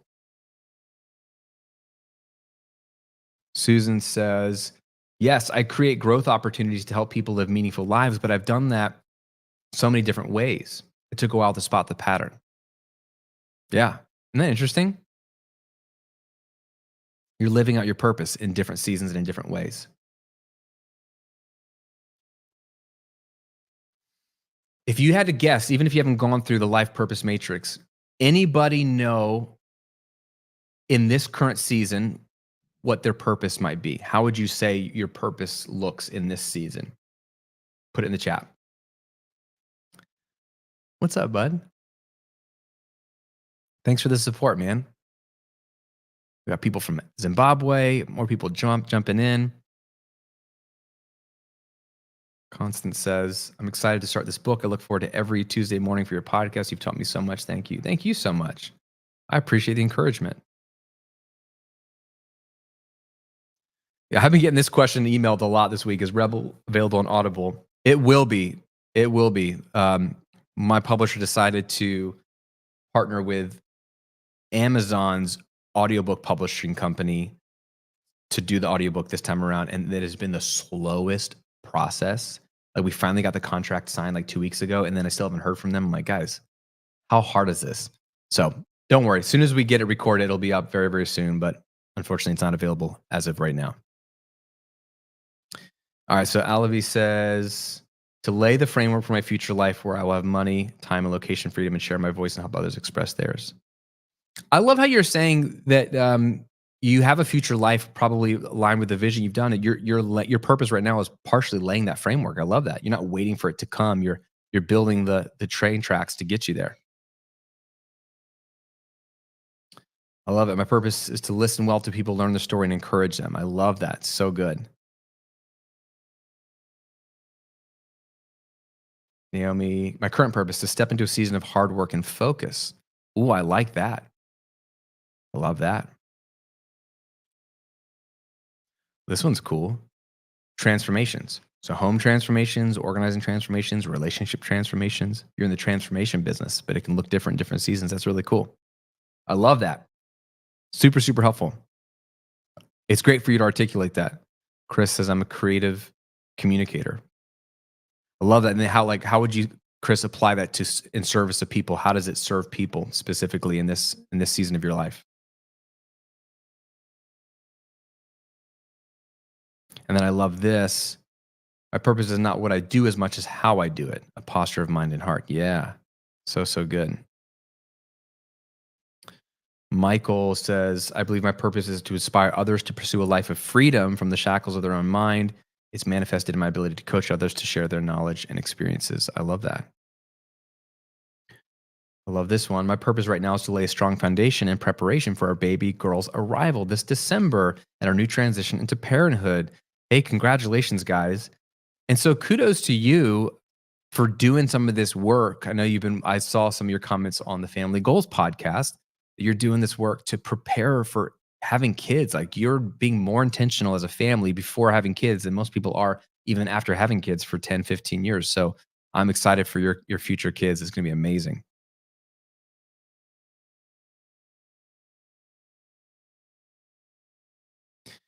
Yeah, this is very similar to me, a teacher and encourager. That's like core identity. My purpose has always been to help people become all that God's created them to be using the innate gifts and talents He's given them. And you're living this out in this season. It sounds like with your fashion business, which is really cool. Songwriter theory. Honestly, I feel split between too many different callings. Yeah, I have a lot of callings in my life, right?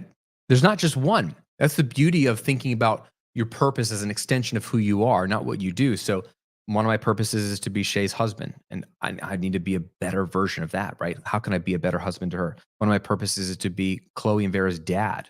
It's a huge purpose in the season. There's going to be a season, not where I'm not their dad, but there's going to be a season where they're adults and I'm no longer in that 0 to 18 training them up. So that's a really important purpose I have. One of those purposes is I'm a singer at my church, right? I lead worship at my church.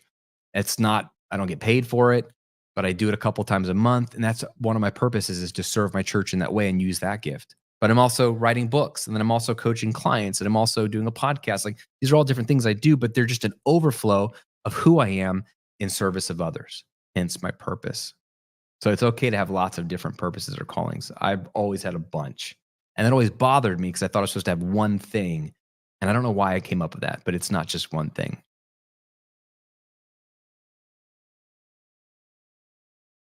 I like this one. My purpose is to encourage people to be creative and harness creatives or creativity. As an almost retiring musician, vocals, concert production, creative thinking is how we can deal with change. Oh, that's really cool. So now you're taking your musician background, your creativity background, but you're applying creativity and creative thinking to dealing with change, which is something that everybody goes through. Everyone struggles with change, but your method of helping them deal with change is creativity. I love that. Talk about like specific to broad, right? So powerful. Super, super cool. Anybody getting some light bulbs on today on this live stream? Meanwhile, anybody do cronuts, right? The croissant donut. Try that. It's pretty good. It's so good. It's making my camera blurry. Camera doesn't know where to look anymore. It's like, do I look at the donut? Do I look at you? What do you want from me, Graham? Oh my gosh. Gosh, the cronut. Cronut, man. Which donut was the best? I haven't even had all of them. I really like this cronut a lot that's I'm eating right now.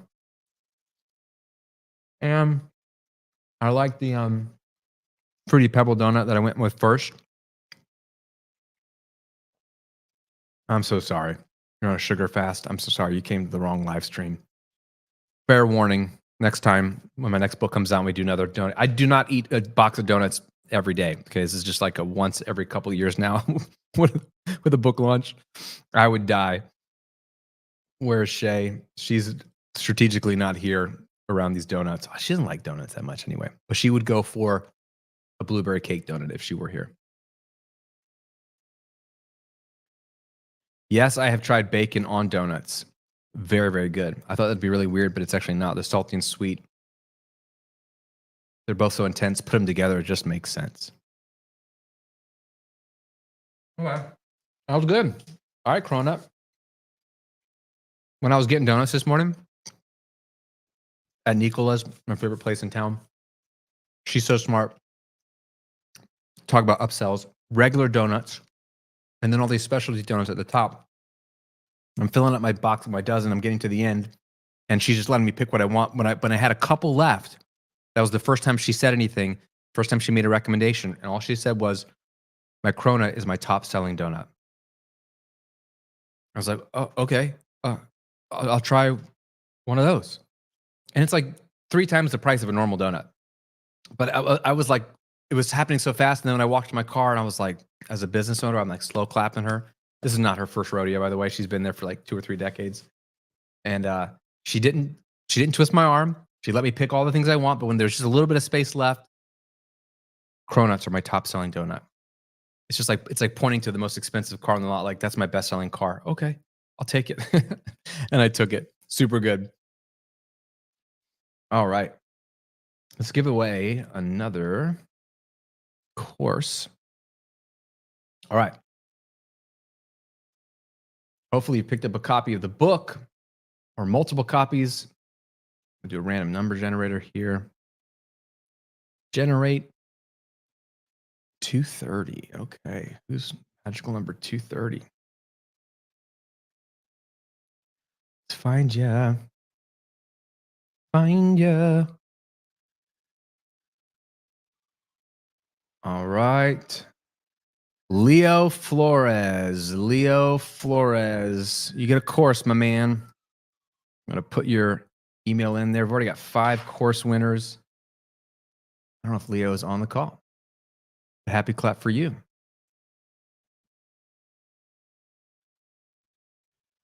All right. Cool. Guys, thank you so much. Real quick, I'm going to remind you, if you haven't already picked up a copy of Rebel, please, today is a great day to pick up a copy for you and a copy for your friend. Even if you already have your copy or it's already on the way, go back to Amazon or Barnes & Noble or wherever and buy a second copy for a friend.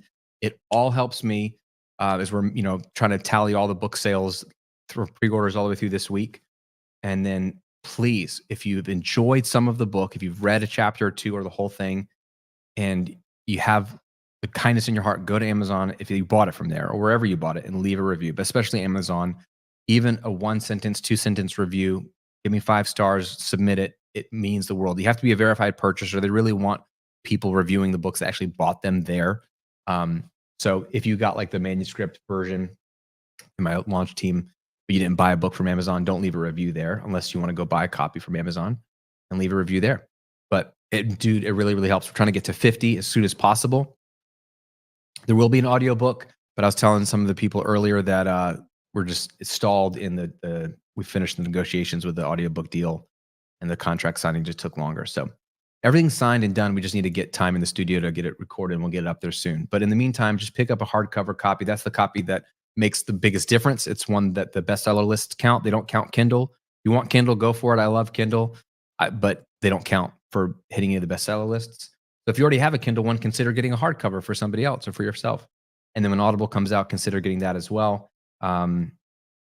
But yeah, I'll be narrating it. It's coming. It's not out yet. But it would mean so much to me. Pick up a couple copies, leave a review. It's absolutely amazing. And again, I'm giving away a free coaching session with me for anyone that's bought a book and taken the receipt to therebelbook.com. I'll be picking a lucky person to just do a free coaching session worth $5,000. That's what I charge for a one-off virtual intensive online. And so I'm going to be doing that at no cost to one of you. We can talk business, we can talk dreams, we can talk rebel stuff, whatever you want to talk about. And then we are going to, Shay wanted to invite someone to get 2 nights at our Airbnb here in Tampa, Florida between now and January. So at the end of the week, I'll be announcing who, I'll email out. If you're on that list, you'll get the email too with who's winning. But I'll email both of the winners of that by the end of the week. Those will be really, really fun. So, and if you want to come to the Airbnb, you can just come. You don't have to wait to win. You can just come, take your family. It sleeps 12, right near downtown Tampa, best part of town, brand new, gorgeous place. You're going to love it. Where else would you like us to leave a review? Wherever you bought the book. So that's it. Wherever you bought the book. Super, super helpful. All right. You guys cool if I do one more little reading? Then we can do some Q&A to the end? You guys are amazing.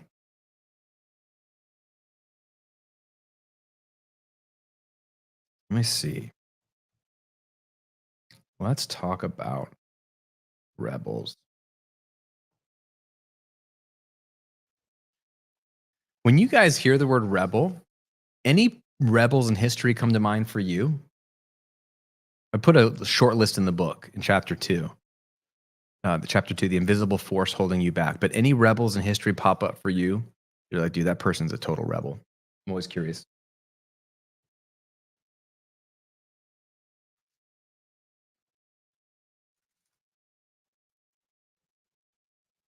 Betty White. Yeah. Alexander Hamilton. That's a good one. Homeboy got a whole musical made out of him about his life.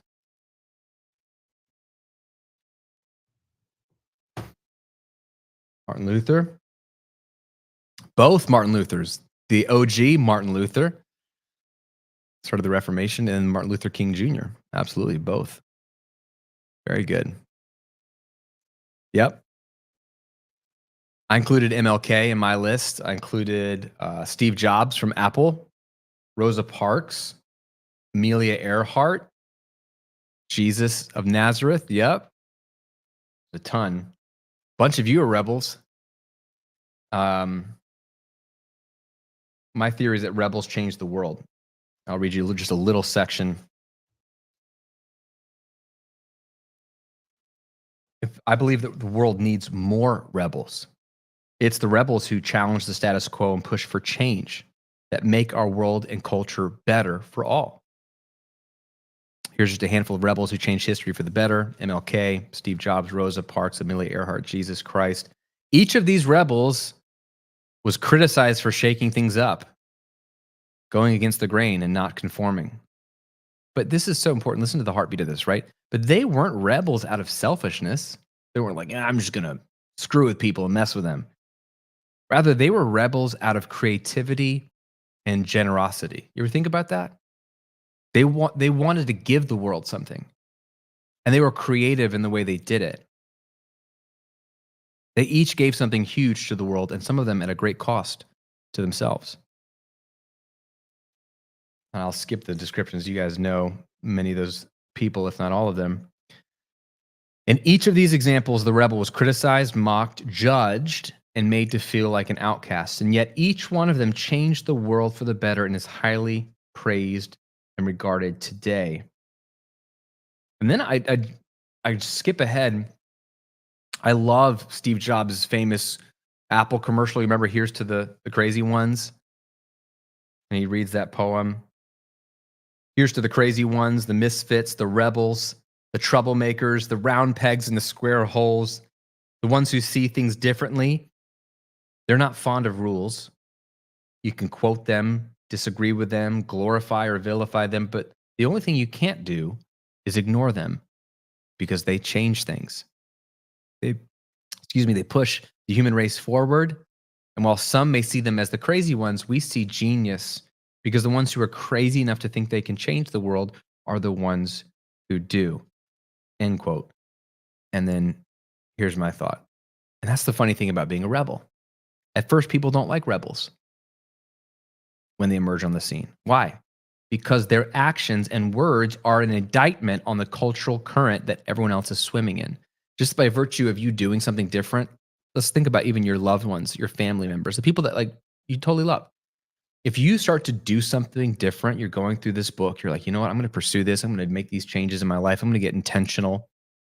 I'm going to live with vision and purpose. And you start to make some changes. It's going to ruffle some feathers, not because it's a bad decision, but because it makes them have to question their own decisions. And at first they're going to feel uncomfortable, and everybody wants us to be the same, but it will ruffle feathers, even people that love you. But eventually, not only do we as a culture come to admire rebels, we want to be them. The books and movies we love are all about rebels who choose to live differently and push back against the norm. And we longingly project ourselves onto them, imagining we could be just like them. Anybody have rebels in stories or movies? Think about characters that you would say, oh yeah, they're a rebel.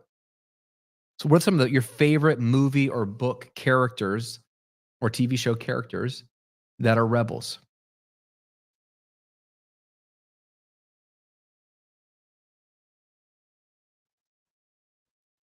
Let's see if we have the same list. A Knight's Tale. Mm-hmm.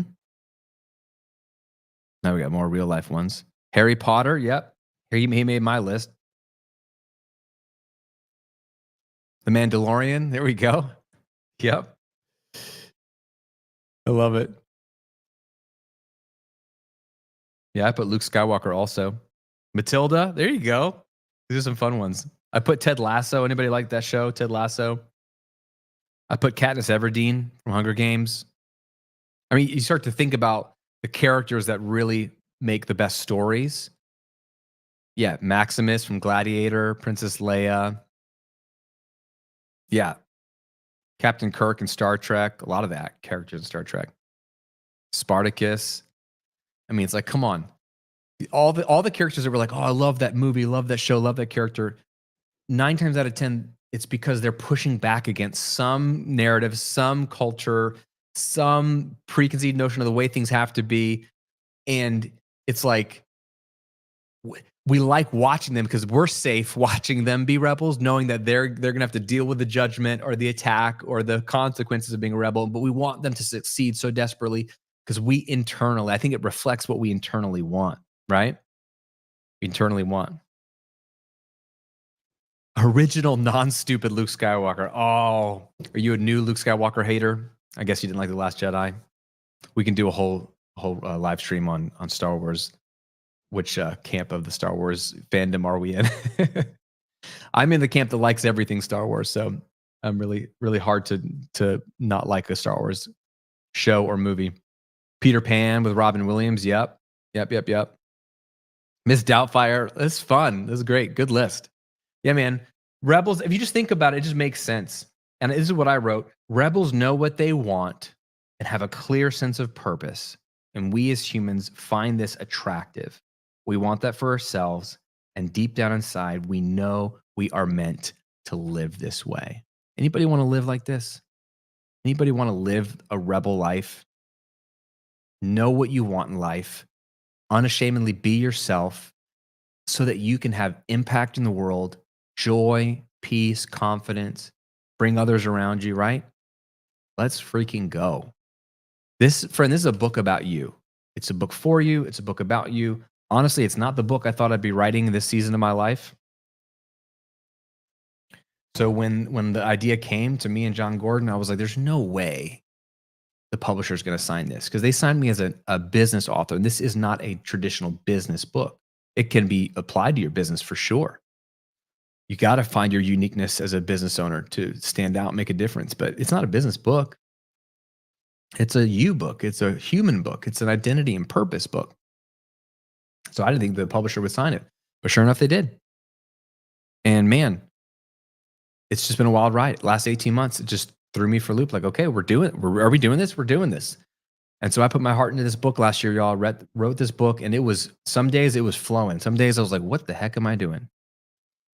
But it was a battle, and we got to the end. And when I looked up from it, and I sent it to my editors, I said, look, I'm sorry if this is a jumbled hot mess. I think there's some good things in it. Just let me know how we need to tidy it up. When she came back after a month of reading it, she was like, this is one of the most perfectly organized books I've ever edited. And I think we're in really great shape. I was so surprised. And then I went back and read it. I was like, oh my gosh, this actually is good. This actually makes sense. Because it's such a big thing to try to help somebody figure out their identity, their calling, their purpose. It's to do that in a short book. Like, friends, this is a really small little book. And part of it in the back is just a reader's guide, which is something I didn't even mention. There's an entire reader's guide with questions and action steps for each of the 8 chapters in the book. So you can do this book as a group, with your team, with your church, with a friend, with a spouse. Like, read a chapter and meet up and go through the questions. Like, part of it is the reader's guide, but like the core of the book is like 150 pages. So I'm like, I want it to be incredibly short, but I also want it to just change somebody's life. Can we do this? Can we do that? And so I was nervous that it wouldn't come together, but it has come together, and it's been such a joy to start to tease this content out the last 4 months on podcasts, speaking on stages, speaking in front of masterminds, with my private clients, brought my family through it, and then taking the launch team through it the last few weeks, giving them early access to the manuscript digitally so they can read it and get their heads around it, and seeing some of the early reviews come in inside of that community. It's been just so cool to see it resonate with people. So I want this to resonate with you, and I want you to go change your life. And so the best thing you could do, not only for me, other than buying a book or two and leaving a review on Amazon, is to tell me how this book has helped you. Once you do read it, once you do apply it, whether that's in a week, in a month, in a year, just come back and tell me, hey, I read this book. I applied something in it. Here's where I was. Here's where I am today. This is what every author or content creator craves, is a feedback loop to know that what I'm putting out there in the world is actually making a difference. Can you do that? Can you buy a book or two? Can you leave a review? And then can you read it and do it and tell me about the life change that happens from it? That would be absolutely amazing. So give me a big old yes in the chat. We'll do one more course giveaway, and then I'm going to hang out to the top of the hour and answer any questions you have about anything book related or not book related. So let me put this back up there. Let's do another random drawing. The pre-orders keep coming in, which is awesome. Right, where are you? Find your friend. You're going to be on this here.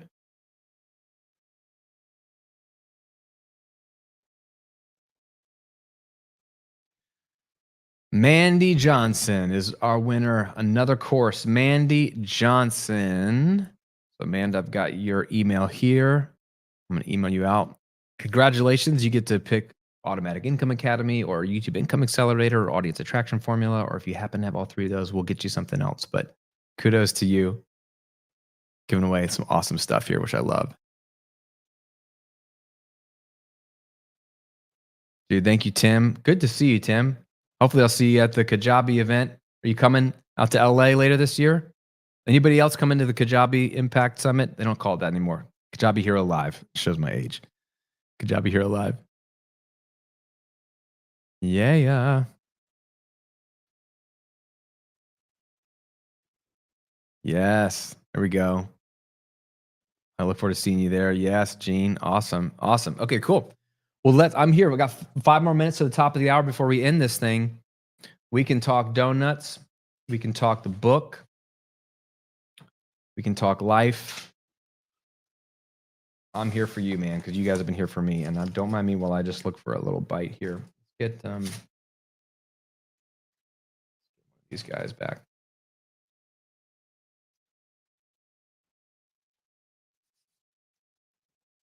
Thank you, Susan. Thank you for sharing.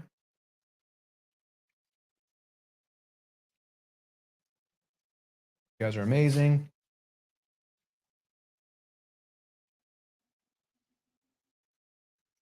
Okay, here's a cool question. You're awesome. Thank you. Number one challenge. I just can't afford you. How do you market to an audience of rebel artists, actors, musicians with little to no money? Um, well, here's what I think. Man, I appreciate your statement. There's a lot of limiting beliefs in that statement. If I may, can I coach you for a minute, or just do some coaching to others from your statement? We can use it as a jumping off point. Um, this statement is very definitive. I just can't afford you.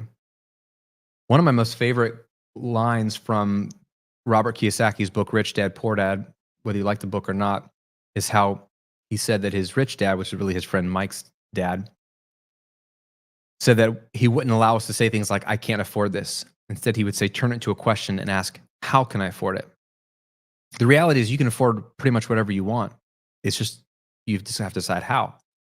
And I'm not saying this to be sarcastic, but we all know if we really wanted something, or if we really need it, like if you were sick and dying from cancer and there was a proven drug that would reverse it, but it was $20,000 and you're like, I don't have $20,000, you would find a way to get $20,000, right? So if we really needed the money, really wanted them, like we can find a way, even though I can't afford that drug. When I really need it, I really can afford it. So part of it is just, has nothing to do with me, whether you hire me or not. That's not the point. The point is, I would always challenge definitive statements like, I can't do this. I can't afford this. That could be to hire somebody. It could be another coach. It could be, don't say that. Always ask, how could I afford it? It lets you puts your brain in a more state of curiosity, right? So challenging that, just the coach in me can't not. Two, how do you market to an audience of rebel artists, actors, musicians with little to no money? Lumping those all together as if artists have no money, or musicians have no money, or actors have no money is a giant assumption as well. Now, there's the whole theory of the starving artist, but there's a great book, Real Artists Don't Starve. Jeff Goins, I believe. Real Artists Don't Starve. And I think that's such an interesting excuse where it's like, oh, if you're an artist, you're going to be broke. And I just call BS on that. And I think artists who haven't found a way to add value in the marketplace are going to be broke. And maybe that was me for a long time. I didn't find a way to add value in the marketplace, but then I found other ways to do it. Did other things that pay for my art, or you can get patrons to pay for your art. Literally, that's what Patreon is all about, right? Supportive, crowdfunding. There's different ways to pay for you to have a living so you don't starve. And so then you can afford things like normal people. So again, just all these assumptions wrapped into one. I just love this question so much. So that has nothing to do with you specifically. It's just more of a jumping off point rant for other people. I always want to challenge those statements. So I charge what I'm worth, and I assume if people want to work with me, they will find a way to afford me. And I also have to charge what I charge to cause people to invest, because I have found, and this is true too, like whoever wins this free coaching session with me, it's something that would normally cost $5,000 for this one-off virtual intensive. The risk I run by doing something like that pro bono is the person might say, wow, that was great, but then they never go do any of the things we talked about in the coaching session because they didn't pay for it. It was free. There's that old adage, people who pay attention. And so I want people to have skin in the game. And so what's interesting is when I have a $20,000 client or a $50,000 client, like they show up to every call ready to squeeze every ounce of value out of they're prepared. They know exactly what they want to talk about. They know exactly what questions they want to ask. They'll let me push back because they want transformation. They want feedback. They want the loop, the feedback loop. So there's just something powerful about like raising the stakes so people take full advantage of it. Like the people that get the best results are the people that spend the most money, not because they're the most talented, but it's because they spent the most money. They're the most emotionally invested versus someone that bought a $500 course. Someone that spent $50,000 with me are going to get more results, even if I didn't give them any nuance that they couldn't get from the course. Does this make sense? So anyway, I think there's a lot of interesting things here, but to that point, on a practical level, um, this is why I have courses and communities. Now, I had a mastermind and a community that I shut down the last couple years, but that doesn't mean that they will be the only communities I ever have. Hint, hint. So there are going to be some new ways to make my coaching more affordable for more people. So just hang tight, and hopefully that answers your question. Zaya says, "What are you excited about next for yourself?" I think seeing the feedback from this book, speaking on more stages, got a couple events coming up. Um, if you go to the Kajabi Hero Live, I'll be speaking on the main stage there about affiliate income, and it'll be a lot of fun. So I'm looking forward to that. But honestly, looking forward to taking a break. The book launch has been a long marathon of podcasts, interviews, running the community, promotional stuff. It's been a lot. So I'm excited to take a break. Then we'll see what's next for next year. Naomi says, as a beginner, what's the best course for me to purchase? Automatic Income Academy. Automatic Income Academy, absolutely. If you go to grahamcochran.com/AIA, you can pick it up there. Songwriter Theory says, how do you know if you should pivot from your current online business to another when you mostly consider changing due to fear you picked the wrong one due to growth potential or what I'm meant to do? Well, I mean, what industry are you in? I'm assuming songwriting, assuming music. Like, if that's the industry you think there's limited growth potential, I would just challenge that. There's so much money to be made in that space. It might just be your offers, it might be the way you're thinking. Very few niches don't have a lot of growth potential. One of my clients, Aiko, her niche is helping native Japanese speakers with their English pronunciation. She doesn't teach how to speak English. She teaches how to better pronounce English for native Japanese speakers. And she does $30K a month. Very small niche, a lot of growth potential. So it's really about the offers. I don't know all the details, but I would challenge that first. And then the second thing I would say is, if you have a hunch that there's a different niche you want to be in, I would start it on the side and start to test content and see what the market says about it. And then you can build the two side by side until you're ready to make the jump.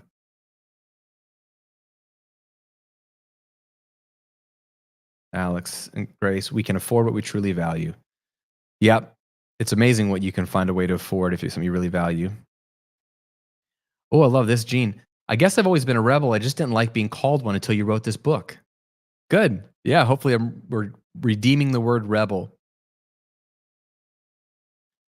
Alex, what's the best way to build wealth as a married couple? One of us wants to pursue entrepreneurship, another pursues the corporate world. Is there one proven method over time? Dude, wealth is pretty simple. Buy assets, own assets.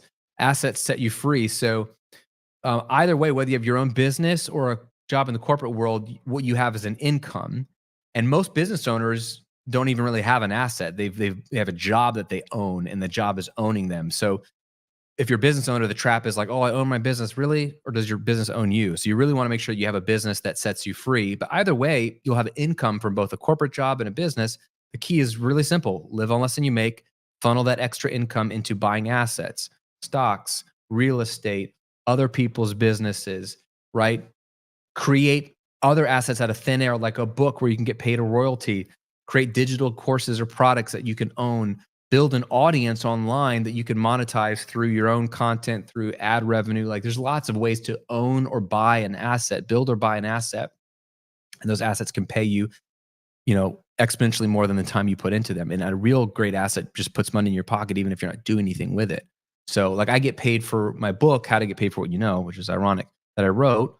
I wrote it 4 years ago, published it 2 years ago, and I get a royalty check every 6 months from the publisher. I don't do anything anymore. I did the work once, I get paid forever.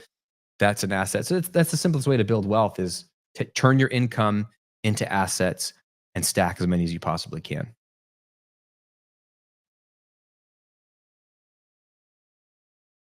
I wonder why you're not optimizing your website for SEO or speed. Is it because of the 80/20 rule not worth focusing on?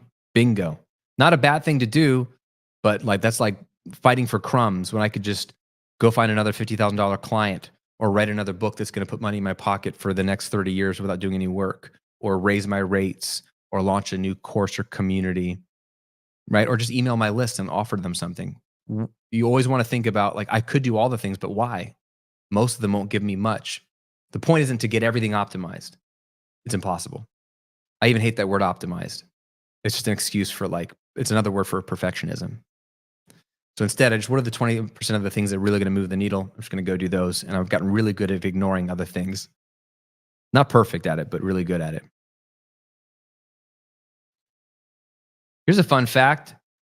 Anne says, I'm creating an intergenerational pet therapy coaching program, and my litters of my pups are named after influential leaders, and I have a Havanese puppy named Graham. I am honored. That's awesome. That's so amazing. Here's one of my clients right now. What's up, Nick? Got my coaching with Graham tomorrow. Preparing right now. So valuable investment. Pushes the value. Dude, check out Income Digs on YouTube if you're doing any real estate investing, or if you're a developer or builder, or if you're a bookkeeper that works with real estate investors. Nick's the guy. Income Digs on YouTube. He's got really, really great stuff. And yes, he's come to a live mastermind event with me. He's a private client, but he shows up and does the work, and he's doing incredible things with two. He's got two companies.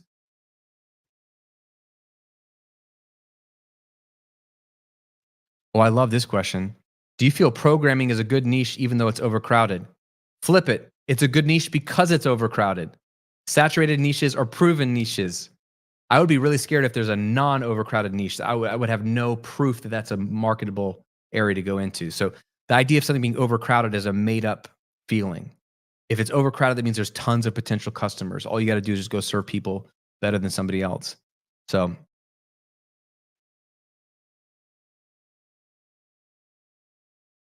okay, we're going back to songwriter theory. 7,000 people on my email list, but just enough income to cover Kajabi. So I don't think that's a niche problem. I think that's an offer problem. With 7,000 people on your email list, that's a six-figure business if done right.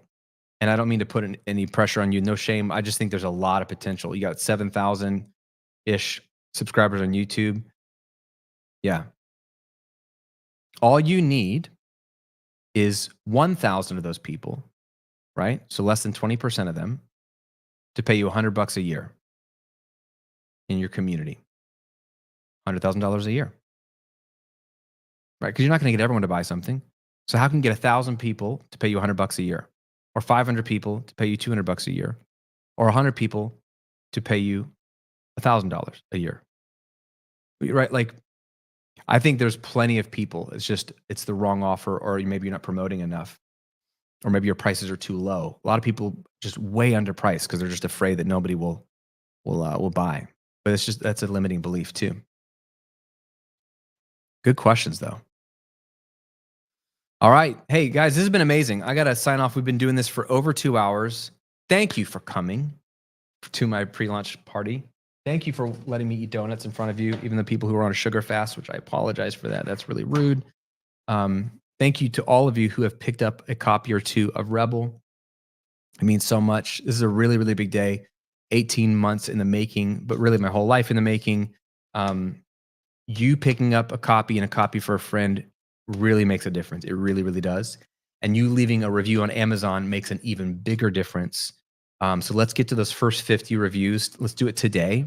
Like, just read, if you pre-order the book or if you took your receipt to the rebelbook.com, even if your book hasn't been shipped out yet or it's coming tomorrow or whatever, you'll have access to the manuscript digitally inside. So you can go even read the first couple of chapters and leave a review on Amazon if you bought a copy on Amazon. But let's get to those 50 reviews today. That'd be absolutely amazing. And I'm excited to hook somebody up with a stay at our Airbnb and hook somebody up with a private coaching session as well. But you guys just have honored me with your time. That's the most valuable asset you have. I do not take that lightly. There's a million other things you could be doing. Thanks for being silly, being funny. Thanks for participating. Thanks for encouraging so many nice messages on Instagram and emails. It really, really means a lot.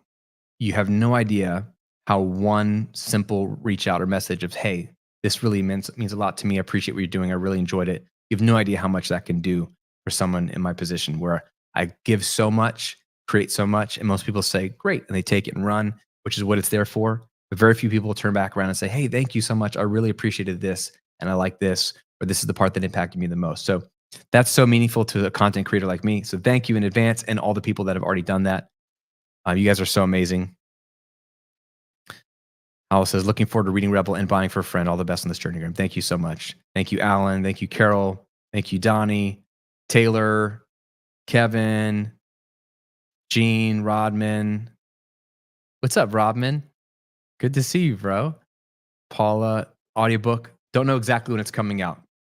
We had mentioned that a couple times earlier, so forgive me if you missed it, but we're working on the details with the audiobook publisher, so they've been dragging their feet.